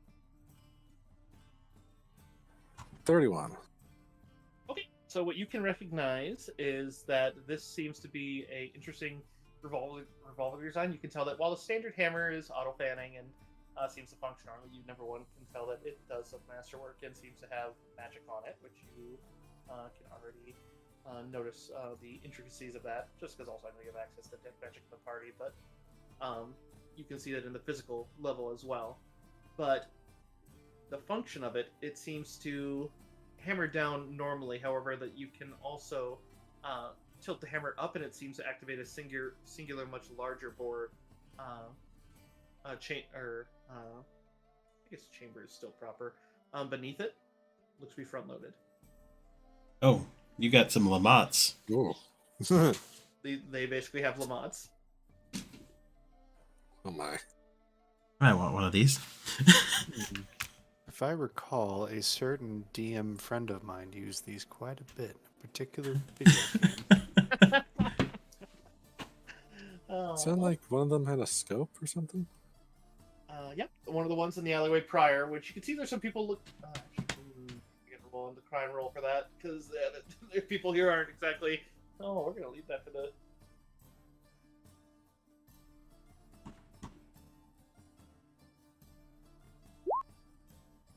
Okay. Neither rolled high enough to hit the crime, so it's actually. But looking back, it looks like people are leaving the other two bodies alone for now. There's some looky-loos, but. Seeing you at the other end of the alleyway, they see you looking at it as some just kind of hold their hands up like, hey, we're not touching them. But one of the ones on the far end is the one that had the scope on it, which, yeah, you'd be able to recognize. I know I've talked about, I know me and Kirk's had fun talking about one of these. It's a very simple, the scope itself doesn't look to be directly magical. However, looking at it with the same engineering roll, I'm not going to make you roll another one for what is effectively the same task. You'd recognize that it basically increases the masterwork, the aim of whatever the weapon it is attached to by 1. Basically, this does not stack with weapon focus, but wait, let me go check. Yes, it does not stack with CDO Gamer. no, Thank it you does. for the follow. It does stack with it. I apologize. Basically, it's a rudimentary scope that basically. Like some of the first scopes, they basically are your color matching. And so this one, it is masterwork, so you would be able to make it into a magical one fairly easily. There are quite a few ones that could do. Because you have time and casters and the DC is not terribly high, you can tell that all of them seem to be distance heart-seeking. Nice. They are all +2s. But they're +2, and they're basically the mods. They can function with a single shell. However, if you do fire the shotgun shell, it is a strength check. On a critical failure, it actually does cause some damage to you, as you basically, it's very strong and you could hurt your wrist. It's minor and is guaranteed to clear after a day, as it's not going to, break your hand. But that's only on a critical failure on firing the shotgun one. Otherwise, you do have to make a strength check. Otherwise, there's a chance that your next shot is a little bit off. Otherwise, you can negate the damage by basically dropping the gun. You roll a critical failure. But and that can be negated by either wearing the brace, and then the brace itself is basically again just for that exact thing. So since it seems like they may have been prepped to fire that as well, but basically they applied a stock to a to a revolver and then had a very simple scope, and then that one. Gotcha. Between them, each of them has a, let's see, 2 of them still have their potion of blur. 2 of them still have potions of cure serious wounds. And none of them, all three of them are missing a. Oh, wait, that's on each. I apologize. You would find a total of 5 potions of blur, a total of 2 potions of cure serious wounds, a total of 3 potions of shield of faith, and a total of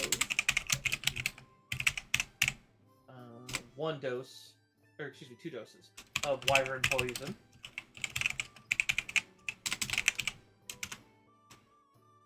And they're all wearing +1 bullet deflecting leather armor.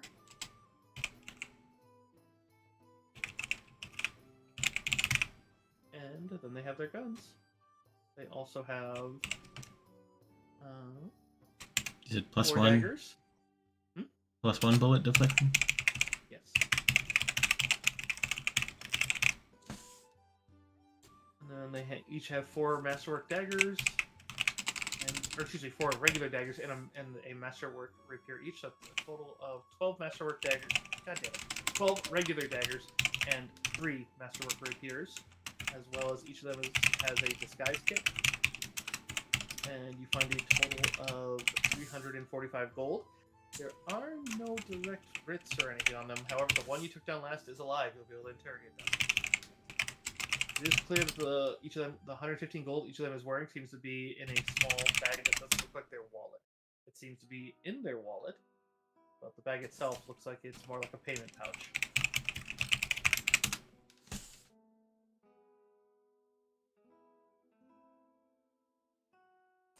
Interesting.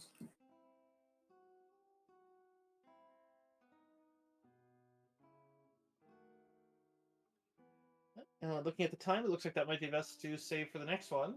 Yeah. Mm-hmm. Still with us, Crick? Still alive? Yeah, I'm hanging in. Okay. Sorry for the confusion with the loot stuff. I hope I wasn't too confusing with that. But... I wrote it in the Mommy's Mask channel.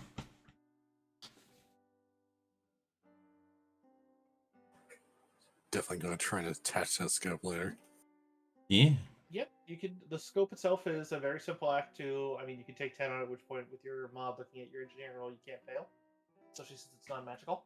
Only the magical ones usually require spellcraft to attach or can't be attached. So they sniped at us with a revolver. They just like stocked it up and put a I scope mean, on they it. weren't that far Magical. away from you. They were less than 50 feet away from you. Yeah, and distance adds, well, distance.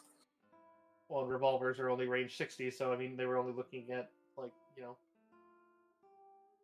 Yeah, we were close enough. Yeah, fair enough. because they also have to be within 50 feet in order to use a death attack. So sniping isn't exactly necessary. Well, technically, there's a magic item to get around that, but these ones don't have that. Mm-hmm. But yeah, they were in the normal one. They're using crossbows, and so in this one, I replace it with a fancy gun. It's a sweet They gun. definitely don't seem like anyone you've seen about, but they seem well geared. They definitely seem like this is their. I mean, this doesn't look like thrown on gear. This definitely looks like they're sort of maybe mercenary or assassin group. Yeah, I think I'll definitely take their this guy's headband, the bone with the peacock feather, because if they all have it on, I mean, yes, they're all wearing black, but I feel like this is more discernible if I was trying to track a group. There. So With the prior knowledge local roles, you still don't recognize who they are, but you can make out, especially now that you're taking a closer look at the headband. You can see that the headband seems to be just a little rows of bone, and it seems like they've tucked the peacock feather in. It looks like it has a spot to do just that, but it doesn't look like it's a permanent fixture to the headband. Because the knowledge local thing I was alluding to definitely seems to be like, if they're an assassin guild, seems like that seems to be their marker, or they're basically like the only thing connecting them to basically announce themselves as working with someone. right. Yeah, I'm gonna take his headband because I'm gonna probably take it to the tavern or the inn and be like, "Who are these?" Yeah. So we don't know who they are. Mm. And also, this guy's gonna wake up without his headband on. I feel like that's gonna also cause issues. So I mean, the other guys lost their heads. Lose a headband and Yeah. yeah, honestly, count your victories. Hey, last he saw, one of the dudes still had his head right before he went blind, and then just probably heard a very terrifying noises he was running. God damn. Oh, Amaja was on it tonight. No she shit. was not having it with anyone. For the record, I'm slapping him in manacles. Yeah, Like, I figured. yeah. You have more than one pair. What's the term? I do actually have 2 pairs, and that's exactly what I'm using them for. I don't know what term you're referring to, but yes, I'm gonna Batman leg shackle irons. yeah, just shackle his ankles and wrists. Imagine Griot's just like poking the hole in her, like in her chest, like just looks at V. I wonder if that was yours or mine. Yeah. I feel like I came very close to dying. I feel like I lucked out of not dying. Yeah, Brother Ones definitely looks very worried about all that. Just so that was actually quite scary. I'll say, and I'll gesture to the hole that's in my stone plate. Yeah. I guess that means this one was meant for me, huh? Yeah. Gotta put it on a necklace. Might be good luck. I think I might hold on to it. Griak, you'd only need 2, right? Right. check- Just be careful touching poison bullets. Yeah, you'd be able to tell that only the bullet that's loaded in the revolver right now is pitted. Seems like the other are normal, like they didn't, because you don't know pitted bullets in Pathfinder take a second to poison. That you can't just do it like you can takes you a minute. Whereas like arrows, you can do it. They do take a minute, but you do a quiver at a time. Whereas pitted bullets are a minute per. And you can tell that one is pitted, which means that the poison will wear off in an hour. But you have the bullet itself remains pitted. Right. I don't plan on poisoning anyone, but Clearly just gotta make a thing that you can like attach a vial of poison to a gun that just auto poisons anything you load in there. There's enchantments that do that. mm-hmm. The deadliest paintball gun ever. Honestly. I've got my fangs for that.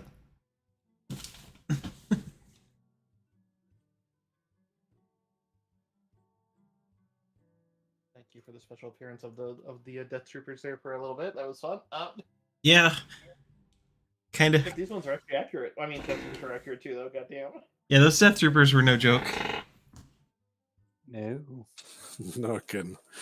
I was like, oh god, thank God for National 20. I thought it was funny with the the death attack one. I was like, I hate death. This is why I don't use assassin types. I usually that's why I gave the glint. I gave extra perception rolls to see to see the one that because you guys notice the ones in the alley, but then it's like the guy on the roof actually rolled well on his stealth, and so it's like, oh fuck, I don't see the one that's actually prepping the first one. Mm-hmm. So it's like, and normally there is normally only 3 of them. And so it's like there's one person they're not targeting, and then if you don't follow them in the alley, only one person gets shot. They're basically like, leave the mitten. Where'd they go?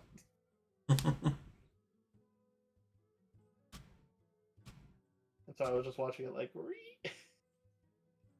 because I can't stand the it's like my biggest one that I almost I don't think I've ever actually fully run, except for the one time I did and I felt really bad about it, and then there was one time I let a player do it and I felt really bad about it still. Because they had a disagreement, I let them resolve it in character, and one got into, and that's assassins in the hotel room, or like while the character's resting. I hate that shit. Like I get it makes sense. Yes, eventually a bad guy might get there and might get the drop on you, and specifically the hotel room. Like I don't mind if you're out in the woods and someone's sleeping. Like I'm sleeping under the stars with no tent and no one on watch. What a great plan this is. It's like you deserve what's coming at that point. And it's like now if you are like literally a druid in a forest. Like that has never pissed off anyone in the world, okay, yeah, I'd feel bad doing it then. But if you're like fighting a big bad who might know where you are and might have the abilities to send a rogue after you, it's like, come on now. Right. The greatest tracker of all time. What do you mean? I remember it happened to someone in their castle. Yes, but that one was also a scripted one, and it wasn't, and they were awake for it and they roll over it. That's true. And Steph didn't roll above a 2. I had a succubus try and kill me in an in-room once. I'm talking about killing people in their sleep. Yeah. Not attacking people in the inn. Because I also had a whole floor of an inn crush the floor below it once. Yeah, that was fun. There was a huge sized werepanther on the top floor of an inn that was on fire, and the basement structs have already been destroyed because they fought down there too. And so it's like I was describing in detail how like the inn was beginning to crumble and the wood was straining and the building was on fire and people were screaming and you could hear the innkeeper saying, "Just get the fuck out! Don't grab anything. Just go, like trying to get everyone out." And we had another player turn into our gargantuan dragon to fight the huge size werepanther on the second floor. And it's like, so that's another 16,000 pounds that we don't need on this thing. So Yeah.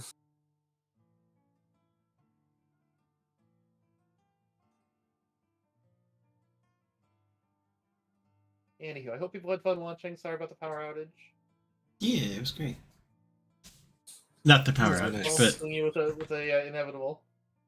Yeah. we survived. Haha. We did. Feel bad about the hero points, Deckle. I mean, I tried my best to get rid of it. That's fair. True. It's it's worth a shot. for sure. Sometimes the dice do not love you. You know, I just realized I'm scrolling back and looking at the rolls in the combat there. Amajawet had 3 other natural 20s while attacking the fucking. Yes. Well, she was just in a fucking mood tonight. She was just like, Yeah. She's like, I got blown up today. I'm not having it. Or yesterday, I guess, technically. But Yeah. She showed up. all right, enjoy the rest of your nights, guys. Yeah. Hopefully, I'll see 2 of you on Monday. Hope to see you. I'm talking for the stream. I want to see Yes. any of you before Stream. that, but Stram. all right. Good night, chat. Love you all. Good night. Stay Bye-bye. wonderful, folks. Good some love to your chosen family, guys, because they're awesome. Absolutely. Mwah.